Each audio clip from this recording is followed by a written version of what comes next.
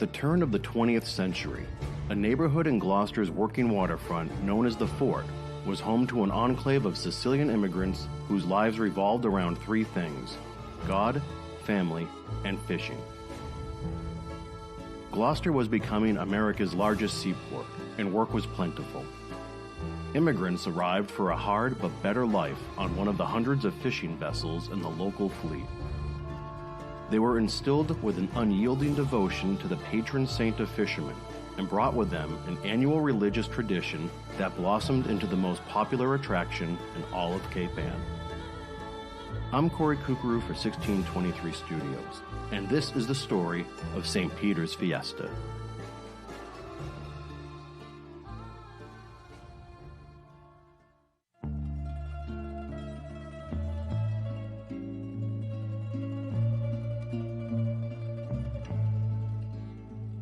In 1926, fishing captain Salvatore Favazza wanted to replicate in Gloucester a custom from his birthplace of Favorata Terracini, of thanking St. Peter for fair seas and abundant catches. He commissioned a sculptor to build a statue of St. Peter that, to Captain Favazza's surprise, arrived at his home nearly life-size, standing 5 feet tall and weighing 600 pounds. Fishermen's wives hailed its arrival with a novena, 9 days of song and prayer for their husbands at sea, in the Favazza's backyard. After the 9th day, all 600 pounds of St. Peter sat in the window of the Favazza family grocery and boat supply store on Beach Court. But the fishermen's wives wanted the statue to be honored the way it was in the old country, by taking it outdoors, mounting it to a platform, and parading around the fort so every family could rejoice. Women collected $1 from each fishing boat and built a proper altar to rest the statue. In June of 1927, in accordance with the Feast of St. Peter's and Paul, a Roman holiday of public worship, St. Peter's Fiesta began.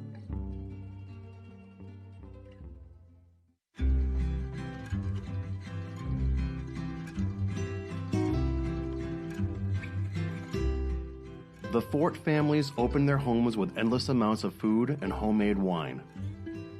Decorative quilts and bedspreads hung from windows. Opera blared through the streets. The fishing fleet stayed in to celebrate, every boat painted and bannered. Fireworks were launched off Pavilion Beach as fishermen dressed in all white carried St. Peter on their shoulders, marching and chanting, "Vamos tutte mute! Viva San Pedro! Vamos tutte mute! Viva San Pedro!" They went to the water's edge and blessed the statue, signifying the start of Fiesta. As Gloucester began to embrace this new occasion, organizers wanted St. Peter's Fiesta to last multiple days and rival Boston's famous Fisherman's Feast, an annual citywide festival in the North End. The first order of business was to build a spectacular altar that could fit the statue, musical entertainment, and a Sunday benediction. Emilio Matarazzo, a contractor who ran a warehouse with his 4 sons in Chinatown, became Fiesta's official decorator. The Matarazzos strung lights along Commercial Street and built jaw-dropping altars that mimicked famous churches along the Mediterranean, such as Avellino Cathedral in Sicily and St. Peter's Basilica in Rome. The first altars rose above homes along Beach Court, standing 70 feet tall and 50 feet wide. Hundreds of yards of cloth, paper, and foil were pinned to the massive shrines. 10,000 electric lights lit up the night. To the people of the fort, it was heaven on earth.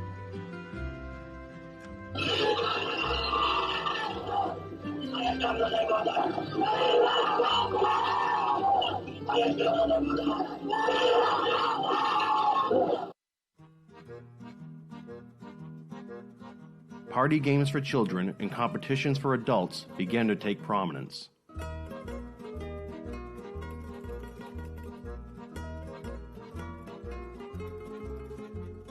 The most popular event in Fiesta's early years was the sailboat races off Pavilion Beach. At that time, Purse seine fishing was the main fishing method of the Sicilian fleet. Seine fishing nets are dropped vertically in the water, its bottom edge weighed down with heavy rings, its top edge floated at the surface with buoys. A line runs through the rings, and once the nets are filled with fish, they are pursed up by a seine boat, then hauled onto a bigger boat. Seine boats could hold an entire fishing crew, and since the fleet stayed in for Fiesta, challenges amongst fellow boats as well as groups of neighborhood friends were inevitable. Prizes in the first competitions were gold pieces worth up to $10. Crews today, including women's teams which began in 1995, and juniors, row in designated seine boats named Nina, Pinta, and Santa Maria towards a flag anchored half a mile off Pavilion Beach, before making the 180-degree turn and racing to shore. The first boat to reach the beach wins an American flag. Second place earns an Italian flag.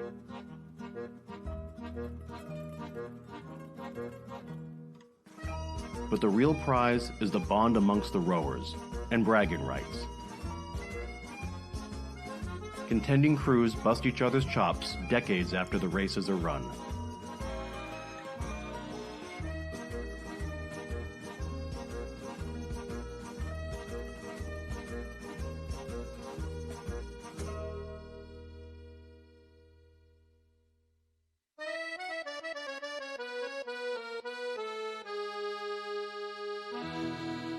The other featured competition, the Greasy Pole Contest, is another custom from Italy that remains Fiesta's biggest crowd pleaser.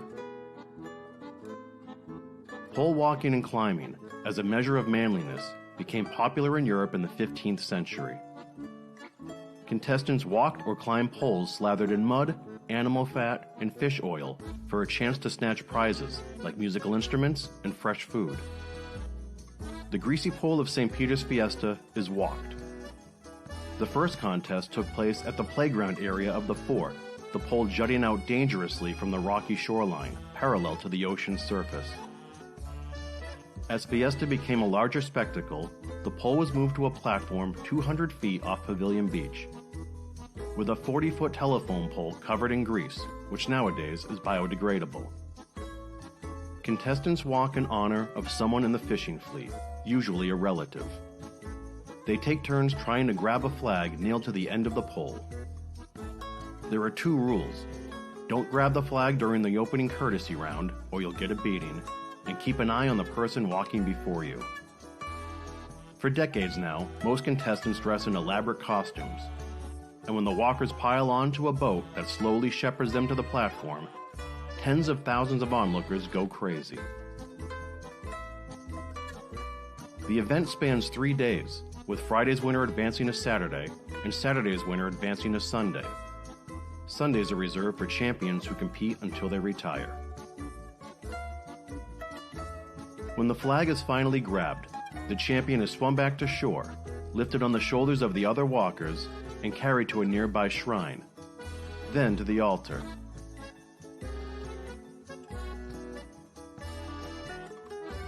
The champs, like the same boat race winners, become part of Fiesta legend and lore.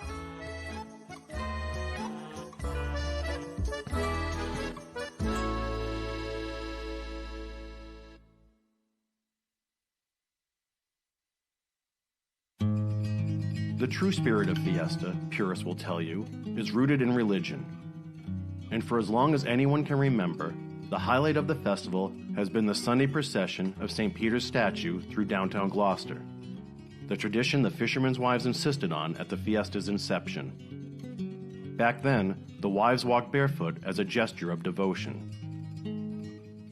Months before the parade, families assemble ornate floats that recreate biblical scenes and sew homemade costumes that depict angels, saints, and other religious icons. Sunday morning begins with an outdoor mass at the altar in St. Peter's Square, adjacent to the fort. Then, Fiesta committee members, dressed in their traditional all-white clothing, lead the 2-mile parade with marching bands, dignitaries, and supportive community floats. Thousands line the streets, many dress for church and wearing symbolic buttons with St. Peter's likeness. The route includes stops along the city's main Catholic churches, where St. Peter is blessed by clergy, St. Anne's Parish, as well as Our Lady of Good Voyage in Gloucester's predominantly Portuguese section. In fact, the Portuguese community introduced a hugely important part of Fiesta, the blessing of the fleet. As World War II neared its end, the congregation at Our Lady of Good Voyage began the ritual of marching a statue of the Virgin Mary of Fatima to the end of State Fish Pier at Gloucester's Inner Harbor. There, the Archbishop of the Boston Diocese blessed hundreds of gathered vessels, calling each by name. The Italian community began to participate and slowly adopted the blessing into Fiesta. Two marginalized and sometimes rivalrous immigrant communities came together. By the 1950s, the blessing of the fleet moved to Stacy Boulevard and became a signature event. Fiesta concludes with a final late-night procession as St. Peter's statue is returned from the altar to his usual resting spot inside the front window of the nearby St. Peter's Club, under a hail of confetti and song. Today, a public novena featuring the very prayers and songs recited by fishermen's wives a century ago lead into a 4-day carnival that helps support the Fiesta and its activities. The fishing fleet is just a fraction of what it used to be.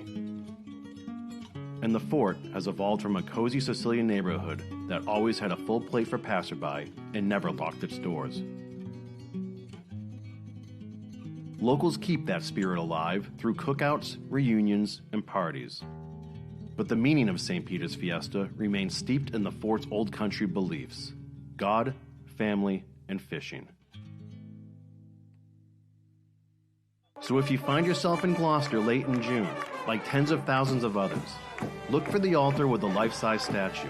Wear something red, white, and green, grab a eats, and follow along when you hear the chant, Viva St. Peter! Viva St. Peter!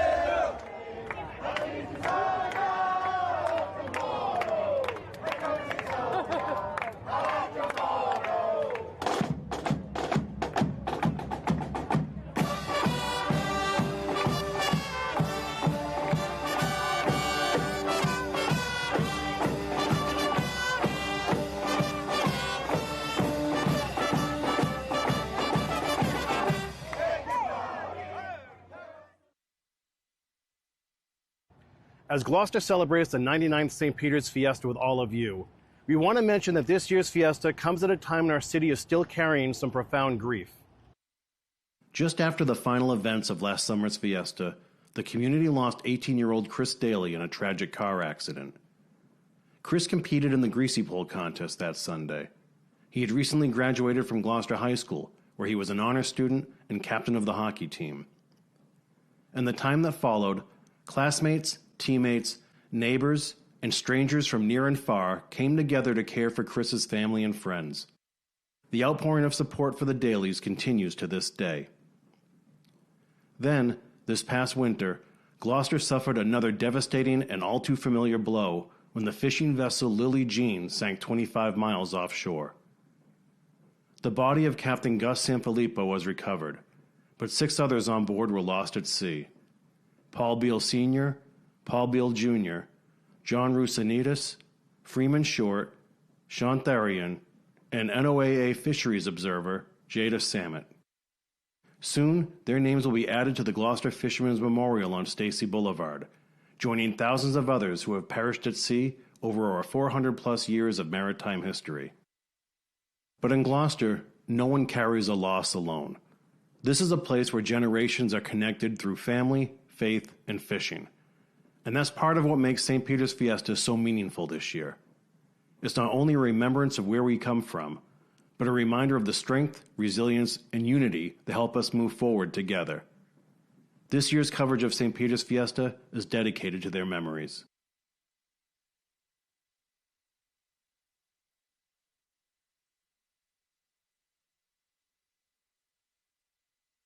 The following presentation of the 2026 St. Peter's Fiesta, live from Gloucester, Massachusetts, is brought to you by St. Peter's Fiesta Incorporated, Streamography Productions, 1623 Studios, and Bridge Cape Ann. Shared worldwide by Live Now from Fox. Welcome to Pavilion Beach in Gloucester, Massachusetts for live coverage of St. Peter's Fiesta, a nearly 100-year-old religious tradition brought here from Sicily, where faith meets fierce competition on the water. For 3 days, we have full coverage of Fiesta's most iconic events. The seine boat races, born right here as friendly rivalries between fishing crews racing the very boats they use to feed their families and our community. We have a bird's eye view of the races in the women's, juniors, and men's divisions. If you watched last year, you know anything can happen. And the main event, the greasy pole contest, a tradition dating back to 15th century Europe. Then it was a test of manhood. Now it's the most popular attraction on Cape Ann. Tens of thousands are here today, and everyone wants to see who will grab the flag. History is here, and bragging rights are on the line. Whether you're with us in Gloucester or watching from an ocean away, Viva St.Peter! This is St. Peter's Fiesta.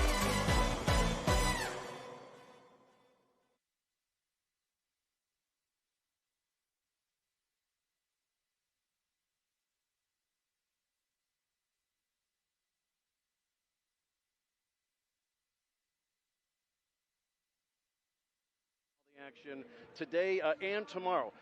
Today we have the men's senior seine boat semifinals and the men's junior seine boat semifinals, sandwiching our signature event, the greasy pole. And I believe we have 44 walkers for the greasy pole today. The winner of today is going to be your first walker for Championship Sunday. Tomorrow we'll have all that action for you live as well at 4 p.m. Eastern Time. Now yesterday we had two great rowing races in the women's senior division. Defending champ Salty Oar just nudged by boats and barbells by a nose, which was fantastic in the women's junior seine boat race. It was defending champs Stroke Sisters with a narrow victory over Storm Surge, and Storm Surge hardly had any teenagers on it. They were that young and did fantastically, so that was really awesome to watch here. So you can kind of see behind me that there is a fog rolling in. The conditions always play a huge factor in all of our events. So let's take a look at what we're looking at today and set the table for you. And there you have it. That is the greasy pole in the platform. It's a 12 by 12 platform with a 46-foot pole covered in grease. About 40 feet protrudes from that platform. We're smack in the middle of Gloucester Harbor. Gloucester's about 35 miles or so northeast of Boston. Established in 1623. Gloucester's the 7th oldest city in the U.S. and one of the first seaports and art colonies in the country. We have artists here of all disciplines, but our identity really is woven in to the fishing industry. Gloucester was one of the largest fishing ports in the world from the 17th century through the 1950s. In fact, we were the largest fishing port in the country during World War II. If you've ever heard of Gordon's of Gloucester, the Gordon's Fishermen, that's us. Gloucester was also the setting of the Wicked Tuna TV series, The Perfect Storm, with George Clooney and Mark Wahlberg, an Oscar-winning motion picture, Coda, as well. Our descendants are from the Canadian Maritimes and Great Britain, Scandinavia, Portugal, especially the Azores, and Italy, especially Sicily. It's a very Catholic community. We are broadcasting from a neighborhood called The Fort. It's a Sicilian enclave on the working waterfront. Back in the day when Fiesta first began, like we said, nearly a century ago, the entire neighborhood would be open for everybody. Doors would be open. You can go eat, drink, and be merry, have homemade wine, literally just go yard to yard and celebrate and be with everyone's families.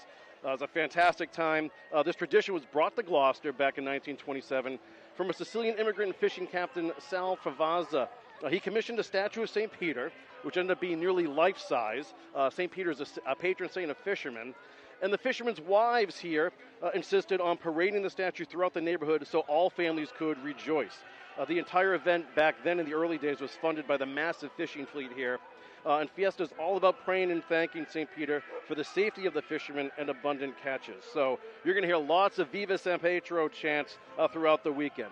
And to our friends out there in Italy or Italians across the world watching this, we know it's Festa. We say Fiesta. we're surrounded by Metagines here, so it has been Americanized over the years, but we get it, but we still call it St. Peter's Fiesta. And it's more than just sports for us here. It's sort of like our religious version of Mardi Gras. It's all about God and family and fishing. There'll be tens of thousands of people here throughout the weekend. Our population essentially doubles for this event. There's already been an ongoing 9 days of prayer called the Novena that kicks off St. Peter's Fiesta every year. Now, you're looking out at the beach and Gloucester Harbor and everything. Behind where we're broadcasting is actually a big carnival and an altar where there is entertainment and religious activities going on, all sorts of kids' games and contests. And this is the biggest annual attraction for locals and visitors here to Cape Ann and the northeast corner of Massachusetts. Now, Isaac, you want to pull up today's schedule? We're going to show you what we have for you guys today. Like I said, it is the men's senior same boat semifinals.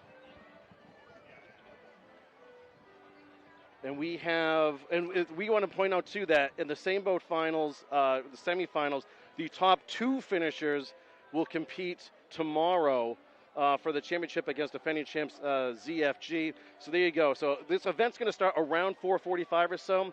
Today we have Liquid 128 versus The Surge versus Careless Whisper. We'll have more on the intricacies of that event in a little bit.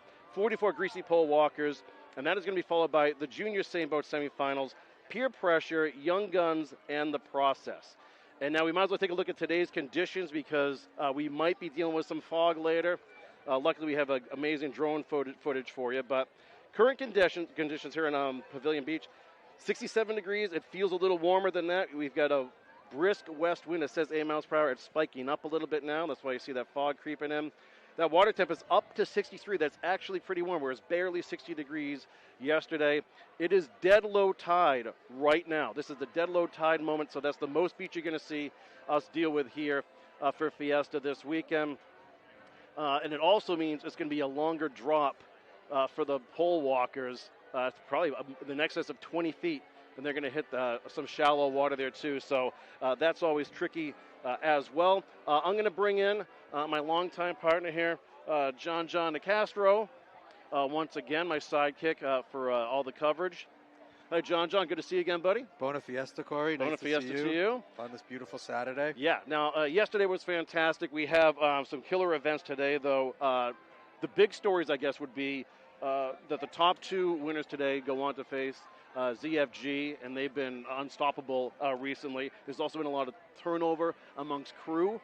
Then you have our Friday Greasy Pole champ, Frankie Neal, in his 21st year walking, I believe. Took the flag yesterday. He'll be the first walker today. And then all the infusion of youth in the junior men's division that we'll get to in a bit. But I want to ask you what you think are today's big storylines. So to stick with the same boats first, the men's senior same boats with Careless Whisper, The Surge, Liquid 128. Every year there's jockeying, just like any other sport, free agency, people jumping from one crew to another crew, trying to strengthen the crew to beat the champs. ZFG, we've said this about crews in the past. Can they repeat? ZFG did that.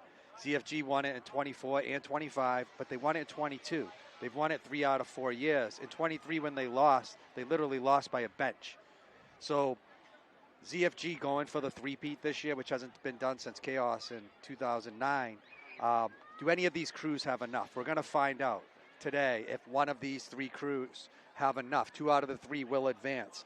You have 3 good crews, 2 crews that seem like they're a favorite over the third crew. The third crew, Liquid 128, they're kind of the underdog. I love being an underdog, right? You have no pressure. Can they push off one of these other 2 crews? We're going to see. Mm-hmm. Yeah, and it was a great thing seeing Frankie Neal win the flag yesterday. Local favorite. I think he had a great time out on the town last night, and people were just sort of like gushing about it. Like 21 years out there it's been now, so well deserved. And it was awesome to see him get carried up beach court towards the altar. Yeah, Frankie Neal, just a great guy. He's been out there for a long time, like a couple decades. He's had a lot of great walks through the year. He's touched that flag a bunch of times, always getting at least halfway to 3/4 of the way at some point during that year. And then this year, his first two walks weren't that great yesterday. And someone that was up there actually said that Frankie said to him, I think this is it for me, before his third walk. Really? And then he took it down. So he think that's the sometimes that mindset starts to play with you when you were up there a couple decades. Your first 2 walks weren't good, and then he went up there, relaxed his third walk, and he could have kept going. He had no stumbles. It was just a great walk. Yeah. Well, the rowers are in their seine boats. The greasy pole is all lathered up once again. Should we bring Phil Francis on with us this year? Might as well. Sorry. So we're going to take a real quick break and be right back with the men's senior semifinals live from Pavilion Beach. We'll be back in just a minute. I'm Corey Kukuru for 1623 Studios, and this is the story behind St. Peter's Fiesta. A Sicilian tradition was adopted in Gloucester in 1927 so the fishing community could pray for fair seas and huge catches before a statue to honor the patron saint of fishermen. It became a yearly procession which fishermen's wives organized into a multi-day celebration and feast. Religious events include a 9-day novena and a Catholic blessing of the fleet, followed by a parade where volunteers dressed in all white carry St. Peter through the streets. Fiesta concludes when the statue is returned to its home at the St. Peter's Club to a hail of confetti and song. Today, thousands enjoy the June festival with its carnival, music and mass at the ornate altar, hardcore seine boat races, and Fiesta's most popular event, the Greasy Pole, where costume contestants chase a flag pinned to the end of a greased pole high above Gloucester Harbor. The winner is carried from Pavilion Beach to the altar amidst chants of "Chissà mutute mute." What are you, mute? Why aren't you screaming "Viva St.Peter"? Until next time, see you in the neighborhood.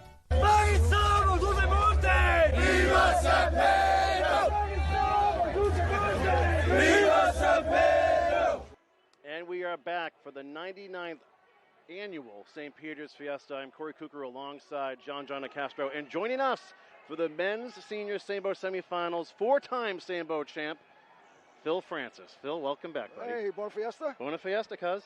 Oh, you Fiesta, too, okay. bud. Yeah, here we go. Yeah, we got to do it. Great having you back with us, Phil. Yeah, it's going to be, I think we got a great race. It's Deja Fog.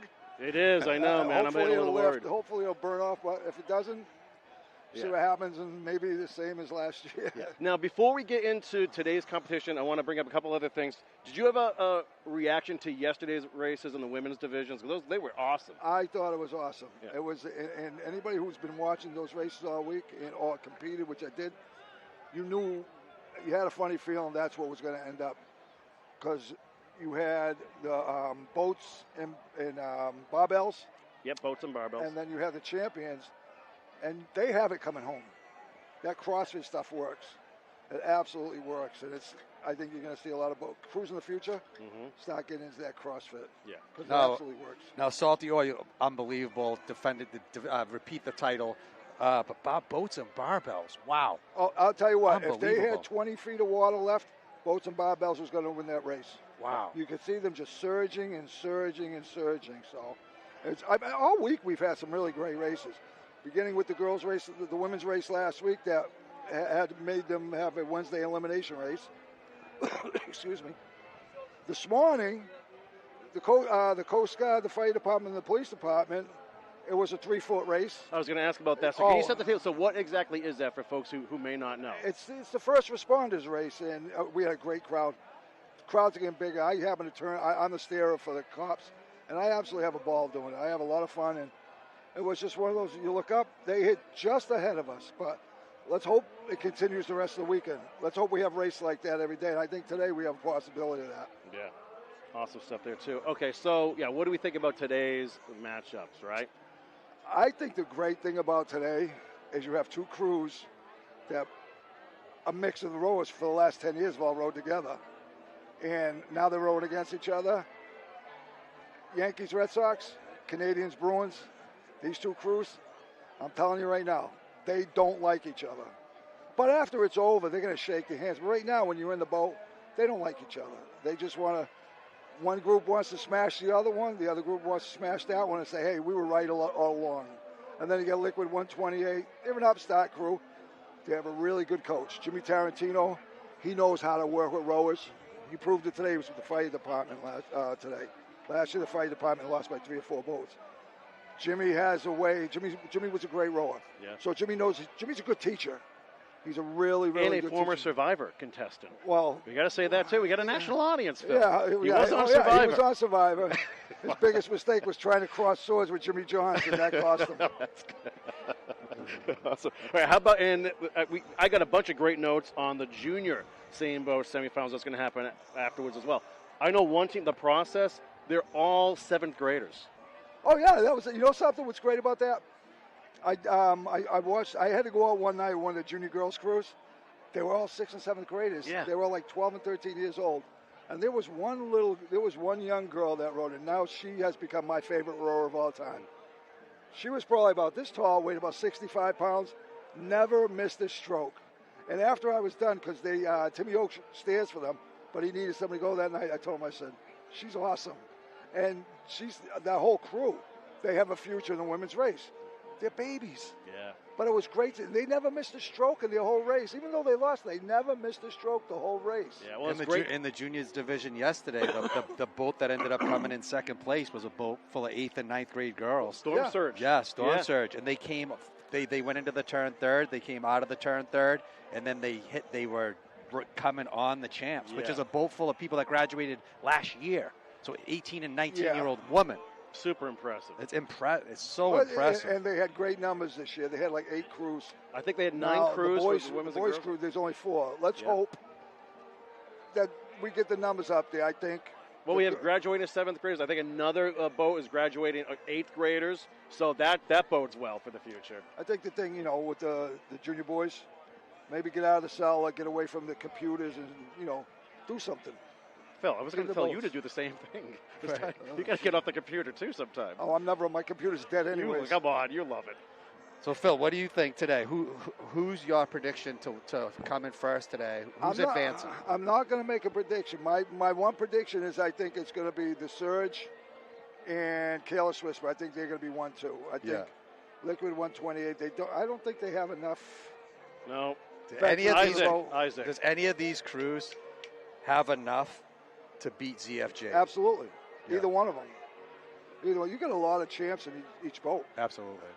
I mean, you're talking guys who have won 7, 8, 9 times. Yeah. So, I think ZFG is definitely, they're the top dog right now.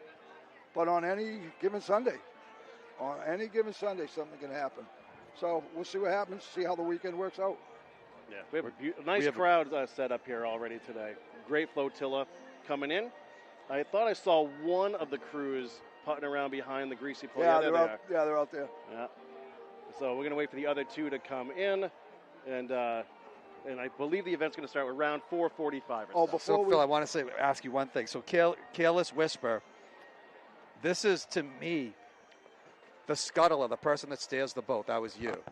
You were a tremendous scuttler. You did a great job steering the boats that you did, including Chaos, winning multiple titles with them. Now, one boat, Careless Whisper, has a first-time scuttler. Never been in the same boat. Never been in the same boat. And that's so people understand that the scuttler steers the boat. It's basically like the quarterback of the team. That's dangerous. Yeah, I mean, something. He's looked pretty good this week, but this is different. This is the weekend now. It's not during the weekend. It's, you got to give the edge to Joe Belbo. Joe's been doing it 40 years. And when he wasn't steering, he was rowing. Right. So Joe's been there for a long time. Joe's one of the guys I looked up to when I started steering. How about Rick Miles in the Liquid 128?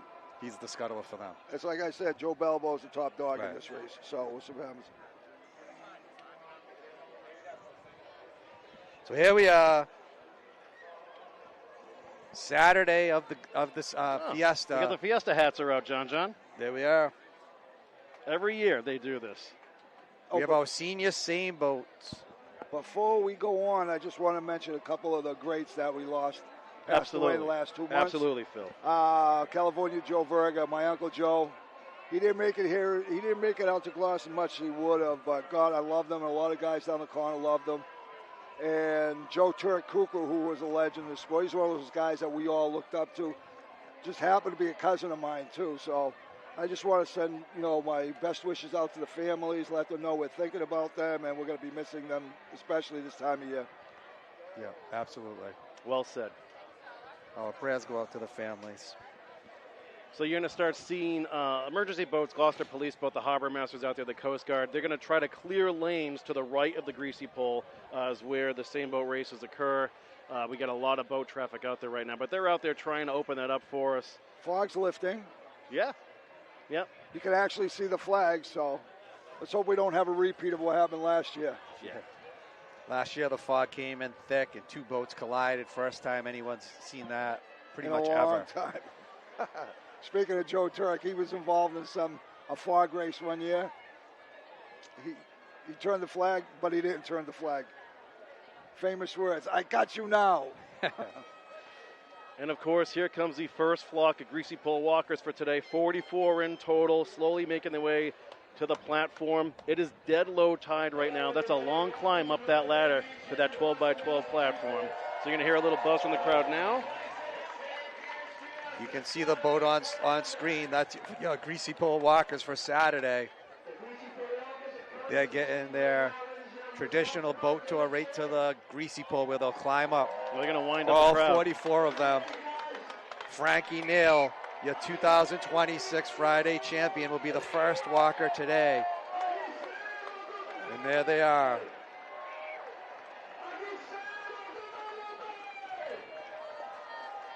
There's your Greasy Pole walkers. We have our first official Viva chant of the afternoon.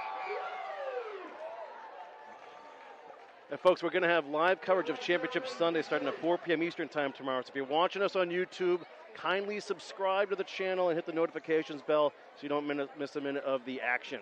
That's Corey Cooker alongside John Castro and four-time same boat champ Phil Francis, bringing you live coverage of the men's senior same boat semifinals. The top two finishers today move on to take on champs ZFG tomorrow afternoon. Then we'll have the Greasy Pole with 44 walkers, and then the junior men's semifinals. The winner, the sole winner, moves on to face Warriors and Tono tomorrow afternoon. But right now, yeah, you're seeing the full circle here from the Greasy Pole walkers as they make their way towards the pole and the platform. Here comes a late arriving crowd. Good crowd today on Pavilion Beach. Yeah, well, the Low last tide. few years we've done this, it's been dead high tide. I There's know. been no real estate in front of us now. Here comes everybody. I don't think anything tops the year after COVID was over. No, The crowd that we had there, that was unbelievable. Yeah. But we did have that special event last year where the fog lifted miraculously so we could get in those races. You can see on a Saturday the crowd's a little rowdier than a Friday. No doubt about that, Corey. It's true, and we're probably going to have our bigger international audience today, John, but we should, a little inside Greasy Pole stuff, a little inside Gloucester for all of you. Sunday is really the biggest day of Fiesta. It's the biggest religious day. There's a procession of the St. Peter statue, and it's actually returned to the St. Peter's Club, its nesting spot throughout the rest of the year at the end of the Fiesta event. That's just one of many activities going on. The blessing of the fleet occurs on Sunday as well. It's also Championship Sunday, too. All the Greasy Pole walkers are winners on Sundays, or those walking in the name of someone who has won in years past. And, of course, we have defending champs for the men's senior same boat finals tomorrow. And what happened last year, too, in the juniors, Magnolia 5-2-5-1, that was their second time winning that in a row. They sort of graduated. They have to move up after that. So that's why we have Warriors and Tono, the runners-up from last year, are waiting Sunday to take on today's junior men's winner. So you got a good view of the Greasy Pole walkers as they're going to climb the ladder to get up on top of the Greasy Pole. And they're going to wait for the senior men's eliminations between Careless Whisper, the Surge, and Liquid 128. Hey, Phil, Two of the three boats will advance to Championship Sunday. Do you guys know, like, when all the zany costumes started happening for the Greasy Pole? You know something? I think it started kind of in the 60s, but it wasn't like they had. I mean, it was mostly guys dressing dresses. Yeah. Like when I walked, it was always my grandmother's dress. Yeah. My ex-wife's wedding dress, I think I wore it one year. The guys I walked with, most of us wore dresses. I'm not going to say nothing because we were before it was fashionable. But hey, I was hot looking in some of those. Let me trust me. Go back in the day. Must have been drop dead gorgeous. Yeah, I think it was the late 60s, early 70s is when and now it's evolved into a contest who has the best outfit. there are some good ones. Oh, yeah, and some of them out of control, let me tell you. Yeah. So that's a long climb. We were with a six-time champ Derek Hopkins yesterday, and he said that's a 15 to 20-foot climb just to get to the platform. That ladder is covered in barnacles. It's slick too. That's troublesome all in and of itself. Because he said, like, you could easily slip, fall backwards, you'd be right back on that boat. Pretty dangerous stuff. Now we do say there is all kinds of emergency personnel out there too. Coast Guard lifeguards are out there on kayaks and floating around out there too, keeping an eye on everybody. And we'll get into the greasy pole rules in a bit, but some of the unwritten rules are in the courtesy round, you don't grab the flag in the first round. And then you always keep an eye on the walker in front of you just to make sure he or she is okay. This tide right now is where you find out who the men are. You know, who's got it, really got a lot of guys, they don't like this high fall. Hey, Isaac, you want to pull up the conditions real quick, the weather conditions? I want to bend Phil's ear about what the boats might be up against today. So, Phil, dead low tide, does that make a difference at all? The wind, any chop out there, what do you see? I don't think they're going to have a problem with the weather at all. This is perfect rowing weather right here. The tide will make a difference because down the beachfront itself, there's a little bit of a difference in the angle of the beach itself. So, What's that? So the experienced steerers will know the spot to try to hit in a close race. There's a lot of boats in the way right now on the course. There's no doubt about that. A lot, not just one or two. Oh, yeah, they don't understand it. It's the knuckleheads. They don't understand that they're in the course right now, and it's going to probably delay the race a little bit. Thanks, brother. Thank you.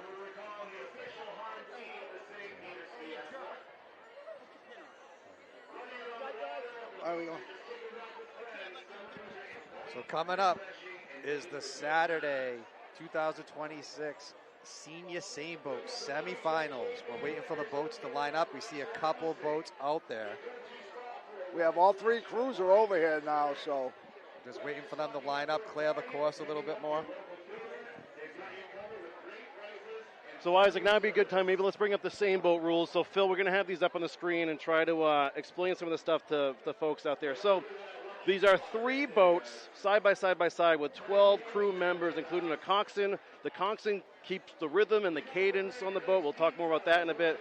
And the scuddler, who is in charge of the steering and making the turn around the flag. So you can see that person standing on the back of the boat there. The boats are named Nina, Pinta, and Santa Maria accordingly, and obviously. They're approximately 30 feet long and weigh about 3,000 pounds. Even the oars are heavy. So this is some heavy lifting from all the competitors. Like we say, the boats line up side by side right here in front of us at the edge of Pavilion Beach. Each boat has a designated flag they row towards. From left to right, there is a red, white, and blue flag out there. A blind draw decides which boat each team rows and which flag they must go around. So the crews row out, a half mile out, turn around at their flag. They got to go around the flag and row straight back to the start. The first boat to hit the beach and come to a stop wins. First place raises an American flag. Second place raises an Italian flag. Phil, you've raised a flag before. Yeah, a couple times. A few times. Had a lot of fun. My favorite picture I have is of me when we won in 2000 with the American flag. And you've seen that picture. Yeah, me just sitting picture. with the flag. It's because I love my flag, and I love my country, and nothing like raising that American flag. Nothing at all. So, Phil, what's going through the rowers' minds right now, all three boats? Right now, they're nervous. They want to get that first stroke in and get rid of the butterflies. And you probably got a couple guys in the boat that have to go to the bathroom. Yeah. And it's total nerves. That's what's going. I mean, I used to lose it until we got that first stroke. My mouth dry, just getting ready to go. And then once you get that first stroke, nerves are gone, and it's just about race time. What are the coaches saying to the crews right now? Right now, he's probably knowing these guys. They're really not saying anything right now. they'll start talking more the closer they get to lining up. Right now, they're letting everybody sit in their own mind, let them think for themselves. The quiet before the storm. They already gave the speech down the dock once they pulled off the dock. Right. Now you guys see some of these boats have the red and yellow Sicilian flag. Seeing more and more of those around here. Well, I think more people are embracing their Sicilian heritage. Gloucester is known as an Italian city, but it's more Sicilian than Italian. Because most of the people came, Terracini. A lot of Gloucesters from Terracini. And it's just, I totally embrace my Sicilian heritage more than, I don't have an Italian heritage. My family was Sicilian. So yeah, my family was Terracini as well. My father's side, my mother's side is from Messina. Yeah. All right, folks, if you're just tuning in, you are watching the 99th Annual St. Peter's Fiesta. It is Saturday coverage here. We have the men's senior sailboat semifinals, followed by the greasy pole with 44 walkers, followed by the junior men's sailboat semifinals as well. It's Corey Cooker from Bridge Cape Ann and 1623 Studios alongside John Nicastro and Phil Francis once again, sharing all the sights and sounds with you from Pavilion Beach in Gloucester, Massachusetts. We're going to do this all over again for you guys tomorrow as well.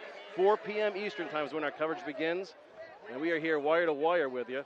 And we are waiting on all the sailboat crews to line up. We're waiting for emergency vehicles to clear the lanes so we can get that race underway, which should be momentarily. It is a beautiful day here in Gloucester. We may luck out. This fog may just lift in time and not be a factor. And here's hoping that they line up and just go. Well, what are the odds of that, Phil?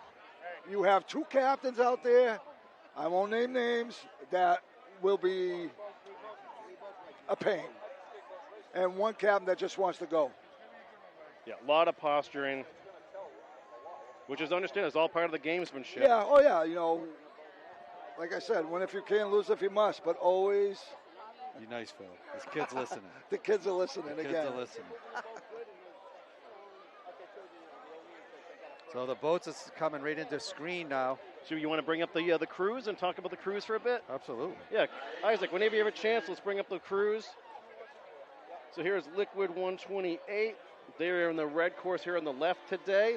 You've got Scuttler Rick Miles, the coxswain Jimmy Tarantino, Matt Roskowski, Tim Towler, Greg Conrad, Connor Costello, Lyle Nelson, John Ferranti, Cody Ferrero, Max Lott, Kurt Hunziker, and Nate Ferrero. What do you know? Do you know anything about this crew, guys, that we can level in on here? Well, Liquid 128, yep.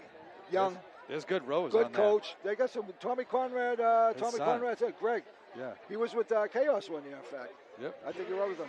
There's good rowers on that crew with a great coach and a scuttle. Let's see what they can do. John Ferranti, he rode with me a couple times. Good rower. I just think they're in a difficult situation, but you never know. You never know what's going to happen. All right, who do we have next? This is Surge. They are in the white course in the middle, and they are going to be in the Nina, right? Yep, they're in the Nina. That is Scuttler Joe Balbo, the coxswains Andy Orlando, rowers Jay Hildebrecht, Clayton Morrissey, Mike Tarantino, Steve Totoni, Chris Casatari, Dylan Morrissey, Alex Militello, Rob Morrissey, Seth Morrissey, Mike Guglielmi. I told you, remember I was telling you earlier about the boats? Jimmy's already saying they got to move over because he likes his steerer. They like to go high on the course. All those boats are in the high course right now. Yeah. And they sometimes they don't have a clue. And in the blue course today, was the anthem already? Yeah, all right, I think so. Well, back with you in a minute, folks.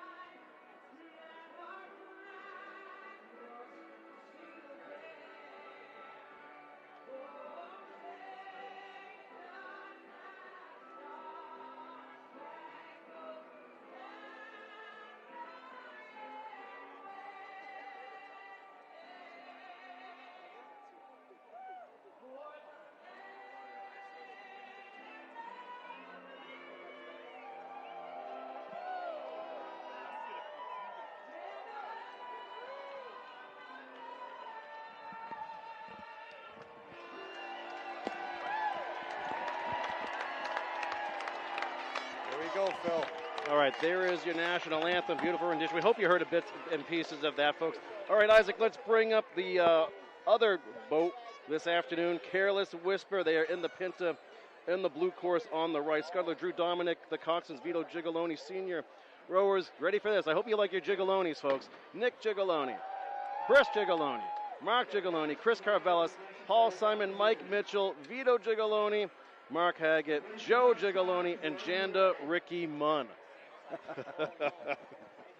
Yeah, and that's it. It's not Giacaloni. It's when you hear that many Gigolonis, you know it's going to be a good crew. It's that simple. Great family. Awesome family. Great boy. Great. Now they're all men now, but. Yeah. You see there's a bunch of them on the juniors. There's one junior crew with like 3 or 4 of them. I love it. Oh, they're kids. They're all little ones, too. I love it. Someday they might have 10 rowers, all Gigolonis. We'll just have Gigolonis racing against each other out there. Right. Oh. Here we go, Phil, Corey. 2026 semifinals, senior sailboats. Fog lifted a little, just perfect for the race time. Liquid 128. The Surge. Careless Whisper.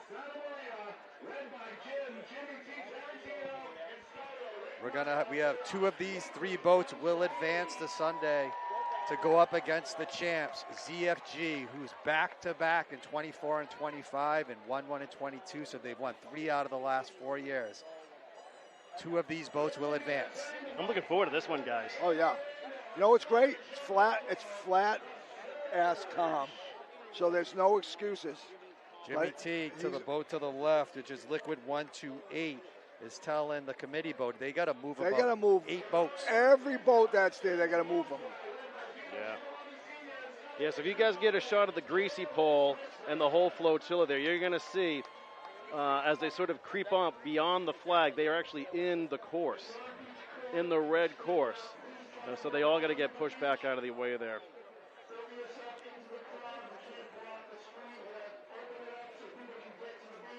Beautiful crowd on the beach. I know Vito, his boat, Vito just wants to go. Yeah. Andy will play games. Jimmy will play games. But Andy and Vito have the experience. Jimmy's kind of only been doing this 2 or 3 years. But like I said, he's a very good teacher of young rowers.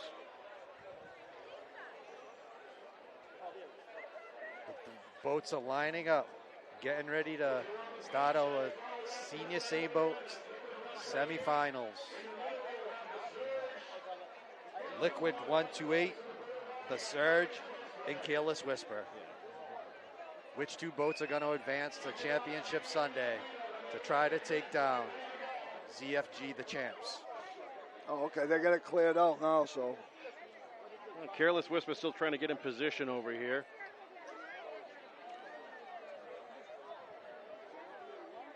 They have a rookie steerer.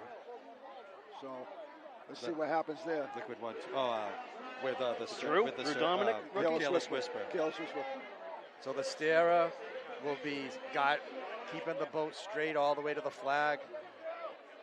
Careless Whisper has a scuttler, Drew Dominic, his first time in a sailboat. Let's see what he'll do. His boat is loaded with good rowers. Does he have what it takes to keep a straight path, turn that flag, and be one of the first 2 boats to hit the beach? There's always lots of posturing and gamesmanship here as the boats start to line up. I assume we're going to see a false start or 2. They might surprise everybody today because it's so flat right now. And you know something, as a coach right now, because of the fog, you don't want to see a fog move in. You want to get going. So here they go. They're lining up. You'll start to see the bowmen start to take short strokes called feathering to try to get a little momentum in the boat. It's kind of like Fred Flintstone running in place to get the car to take off. The bowman will do the same thing. The last 2 rowers in the 9 and 10 seats will start to feather. Get the boat moving just a little bit of momentum. So right now we're waiting for the coxswain in the middle boat to raise his arms, and then we'll see if the other 2 follow suit. It's almost like if they have a gentleman's agreement, the race begins. So the scuttler is standing up that you can see. He's steering the boat. In front of the scuttler is the coach. The coach will put his hands up, signifying that his boat's ready to take off. What you're going to notice is the bowmen rowing because they want to give the boat a little bit of momentum. All three crews will do it. It's not a cheating move. It's just trying to get momentum so the boat doesn't back into the beach. Here they go. In the picture now, Drew Dominic with Careless Whisper. The scuttler standing up. In front of him, Vito Gigoloni, the coach for Careless Whisper. I think we're going to get a good start. There they go. They're lined up. All three boats are lined up. Jimmy's ready. Hands are Jimmy's up. ready. Liquid 128 to the left. His coach's hands are up saying he's ready. In the middle, Andy Orlando. To the right, Vito Gigoloni.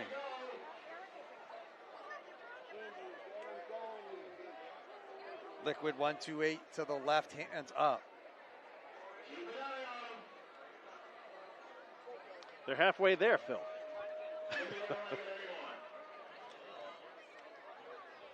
Vito's ready.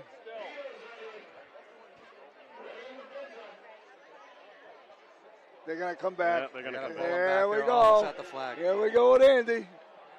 This is how it goes, folks. It's deliberate.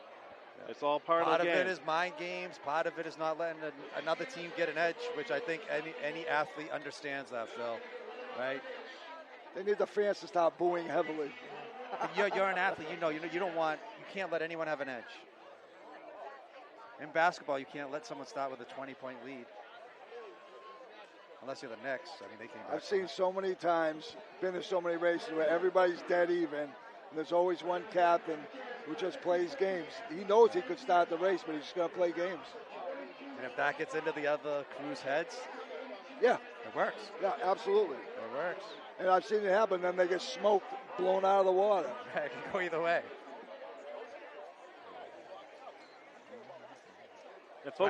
After they bring them back like that, Phil, now what's going through the rowers' minds now? Is it just staying? Yeah, they just want, your mindset. Just keep your head in the game, that's all. Don't worry about it. These guys, the two veteran crews, they've been here, they've done it, they've won championships. This stuff doesn't bother them. It's the young crew, Liquid 128, that it might affect. That's why their coach, Jimmy, should try to get the race started as soon as possible instead of doing 3 or 4 starts. Because the more he does that, the more his young guys starts getting in their heads. Here we go, lining up for a second time.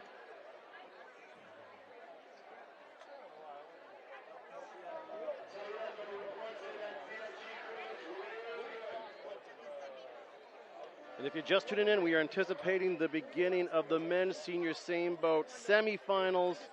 The top 2 crews advance tomorrow to face defending champs ZFG. No, chaos. We've already had one false start. Boats are getting back into position. Each boat about 30 feet long and 3,000 pounds heavy.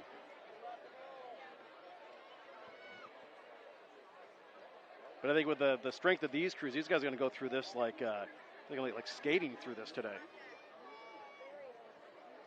There we go. We're lining up again. You can see Liquid 128 to the left of the screen. In the middle, you have the Surge. To the right, you can't see in the screen, but to the right is Careless Whisper. Getting ready to start the senior men's semi-final race. 2 out of 3 boats will.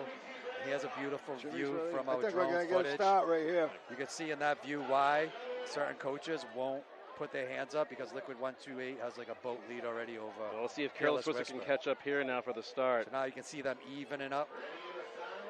Liquid 128 to the left. The Surge in the middle. Careless Whisper to the right. It's close. Getting ready to go here. They're dead even, right? They're almost dead even right now. There we go. They're dead even right now. Of course he's ready. Now Vito's ahead. Yep.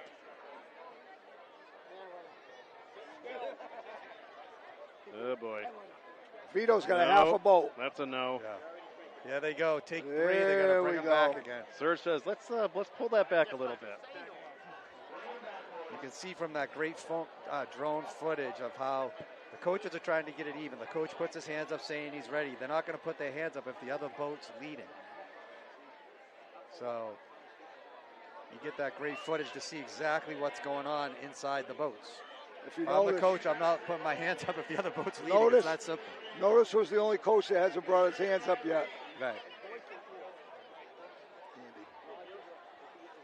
So we're going to do it again a third time. That's great drone footage right there of an aerial view of exactly what's going on in the coaches' minds. I'm only putting my hands up if I'm tied or ahead. And you are looking out at Gloucester Harbor, right off Pavilion Beach here, the heart of St. Peter's Fiesta, and the old Fort neighborhood, the old Sicilian enclave.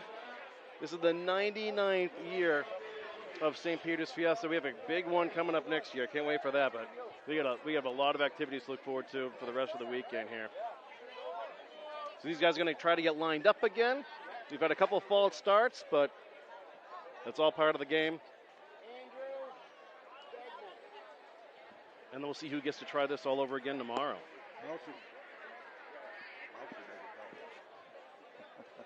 Here we go for take 3, lining up again. Senior men's semifinals, same boats.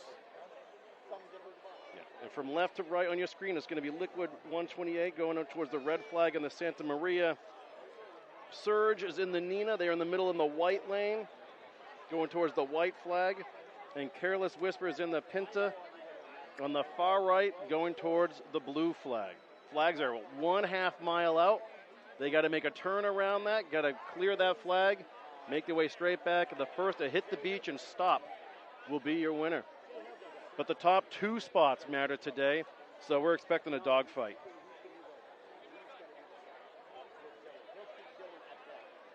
Wow, take 3, Phil. Is anyone, what's going on? It's the same composure still? Keep your mindset good? Yeah.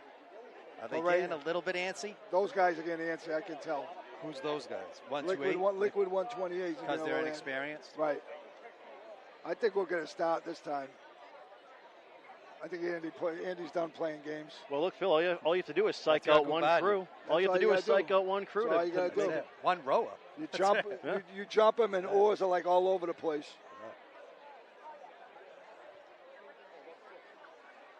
There they go, lining up again. All right, let's see if this happens this time around. They look a little more determined.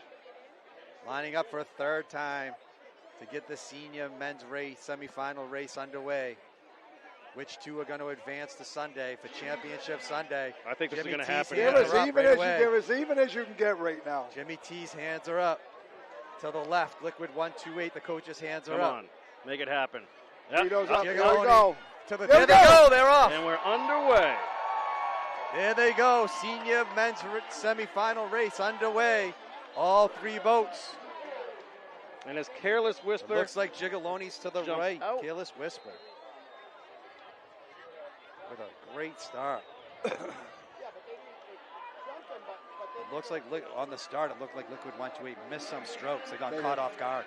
I kind of told you that was, Yep, they got caught off guard. Even right now, something the thing about this race is if they get a big enough lead coming home between those 2, first and second place, you don't know what they have coming home unless that dislike for each other comes in and they say, no, we're going to win. Right. Which could easily happen. So they just passed the greasy pole, and they're making their way through the flotilla now on the left-hand side, just a couple 100 yards out from the edge of the beach. With a slight lead. Yeah. Looks like the Surge with about a bench lead in the middle. Andy by about that much. Boy, Liquid 28 awfully one close to that boat out there. Wow. Yeah, he almost hit that boat, huh? Jimmy T said it. That was tight. At that to the left, Liquid 128. That boat was. If I was behind by 2 boats, I would have hit the guy. That'll learn. We know you would. So here we go. The Surge in the middle, up by about a bench. Careless Whisper to the right in second, and Liquid 128. Surge is making a little move right now. Quarter of a boat.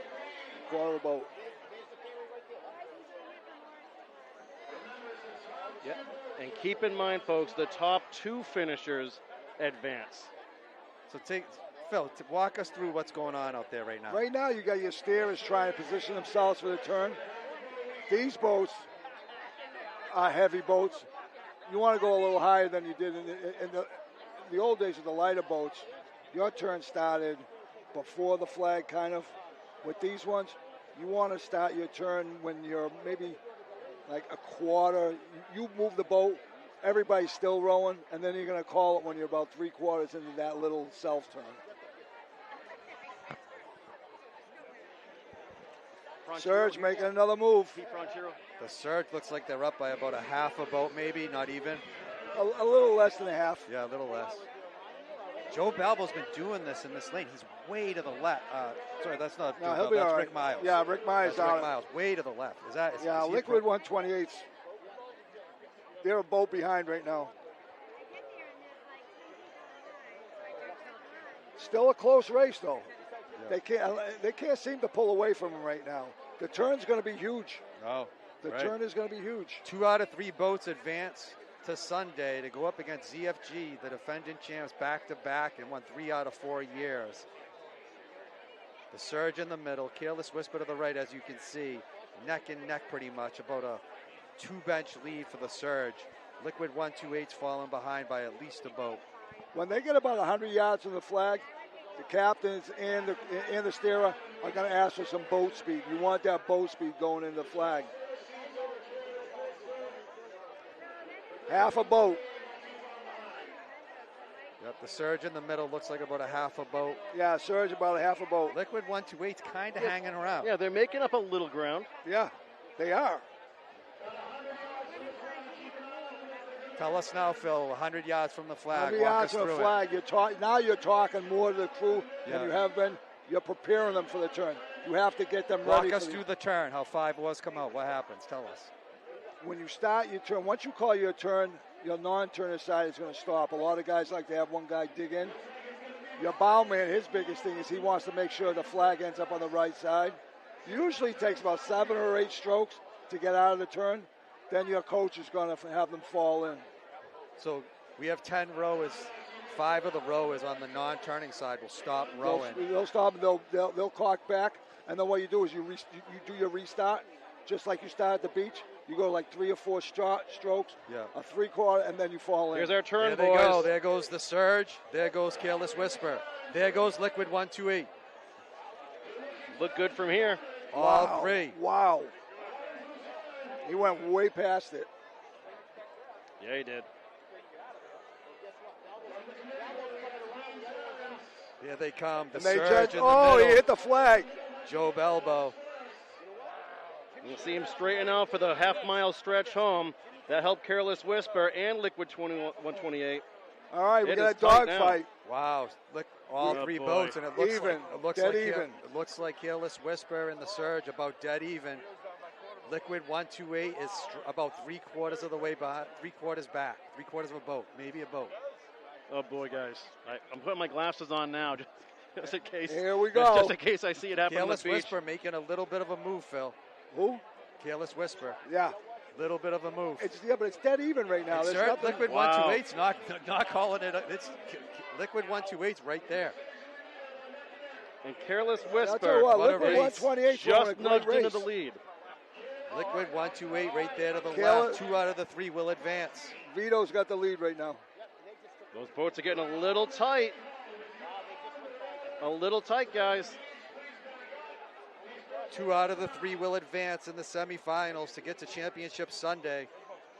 Boy, both boats' oars are in sync. Right now it's Careless Whisper and the surge. Liquid 128 a little over a boat and a half behind. Careless Whisper's making a major move right now. Yes, they are. They're opening up. They get a half a boat lead.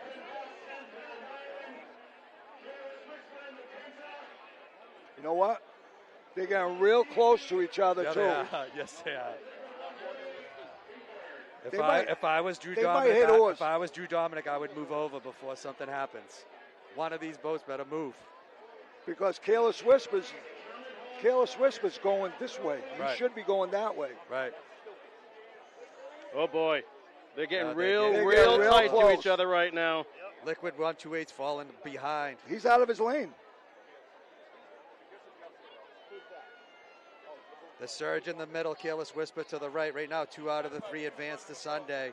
Liquid 128's falling way behind. Yeah, Liquid 128's all done. They made a good push, though.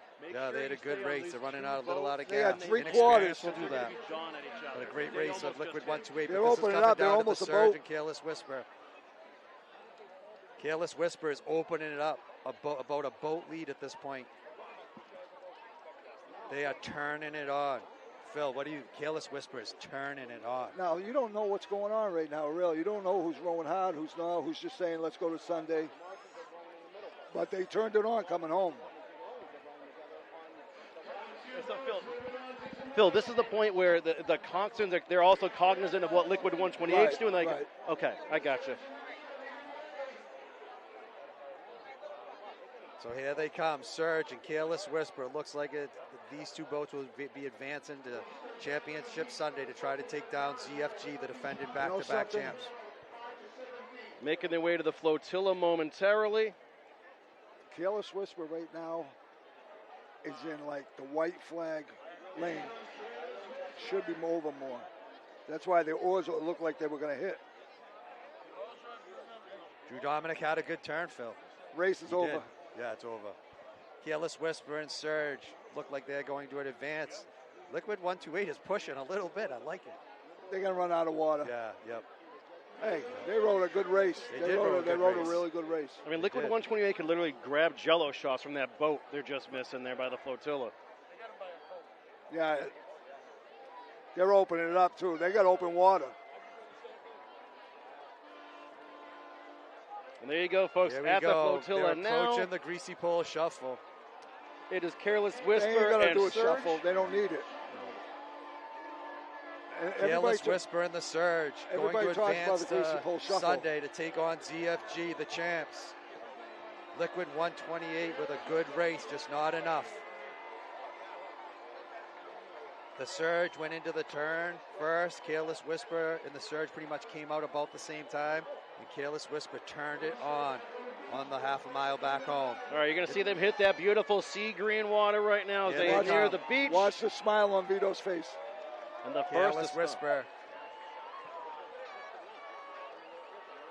beautiful shot, guys. Here they come. Careless Whisper is going to be a Saturday champs. They're gonna First coast place, in. second place is going to be the Surge. Well, Sunday race is all Third set. place We is know what we Liquid got. 128. A great race all the way around. All 3 boats with a good race. Nice, solid race. Look at that. Fantastic. Drew Dominic did a great job turning. Congratulations on your second race, bud. Are we expecting any chatter here between these 2 crews because of the near miss, Phil? What's that? Are you going to expect any chatter between the 2 crews because of that near miss? Nah, I don't think so. All right, so Careless Whisper and Surge advance to tomorrow's finals. There's your Careless Whisper crew.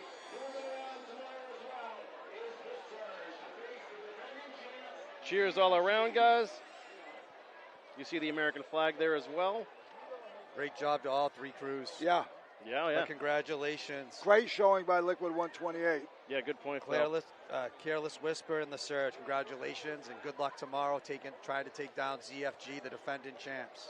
3 out of 4 years as well, ZFG. Going after the 3-peat. Something that hasn't been done since Chaos in 2009, 10, and 11.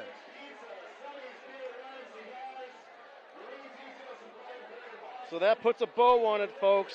The men's senior sailboat semifinals are a wrap. Careless Whisper and Surge advance to face ZFG tomorrow, right around 4:45 p.m. We'll have all that coverage for you. And we're going to be back with Phil Francis for the juniors boat after this. But any final thoughts on what we just saw? There's something, there are things I saw that I could say, but then it gets taken out of context, and then somebody might kill you for saying it. You don't know what happened. I tell you one thing right now, though. Careless Whisper, big smile on Vito's face for obvious reasons, but tomorrow, obviously, ZFG is going to be the favorite going into tomorrow. Don't count either one of those crews out, though. Just veteran rowers. They know what they're doing. Veteran coaches. I think the Surge, they got a few things to work on. Because they had the lead going. They had the lead. So. Well, you got 24 hours to figure it out, right? Oh, yeah. Yep. So, all right, we're going to be back with Phil for the junior men's semifinals after the greasy pole. When John and I come back, we'll be joined by 9-time greasy pole champ Peter Frontiero. Can't wait for that. 44 walkers vying for a chance to walk on Championship Sunday. You're watching live coverage of St. Peter's Fiesta live from Gloucester, Massachusetts and Pavilion Beach. We'll be back right after this. The following presentation of the 2026 St. Peter's Fiesta, live from Gloucester, Massachusetts, is brought to you by St. Peter's Fiesta Incorporated, Streamography Productions, 1623 Studios, and Bridge Cape Ann. Shared worldwide by Live Now from Fox. Welcome to Pavilion Beach in Gloucester, Massachusetts for live coverage of St. Peter's Fiesta, a nearly 100-year-old religious tradition brought here from Sicily, where faith meets fierce competition on the water. For 3 days, we have full coverage of Fiesta's most iconic events.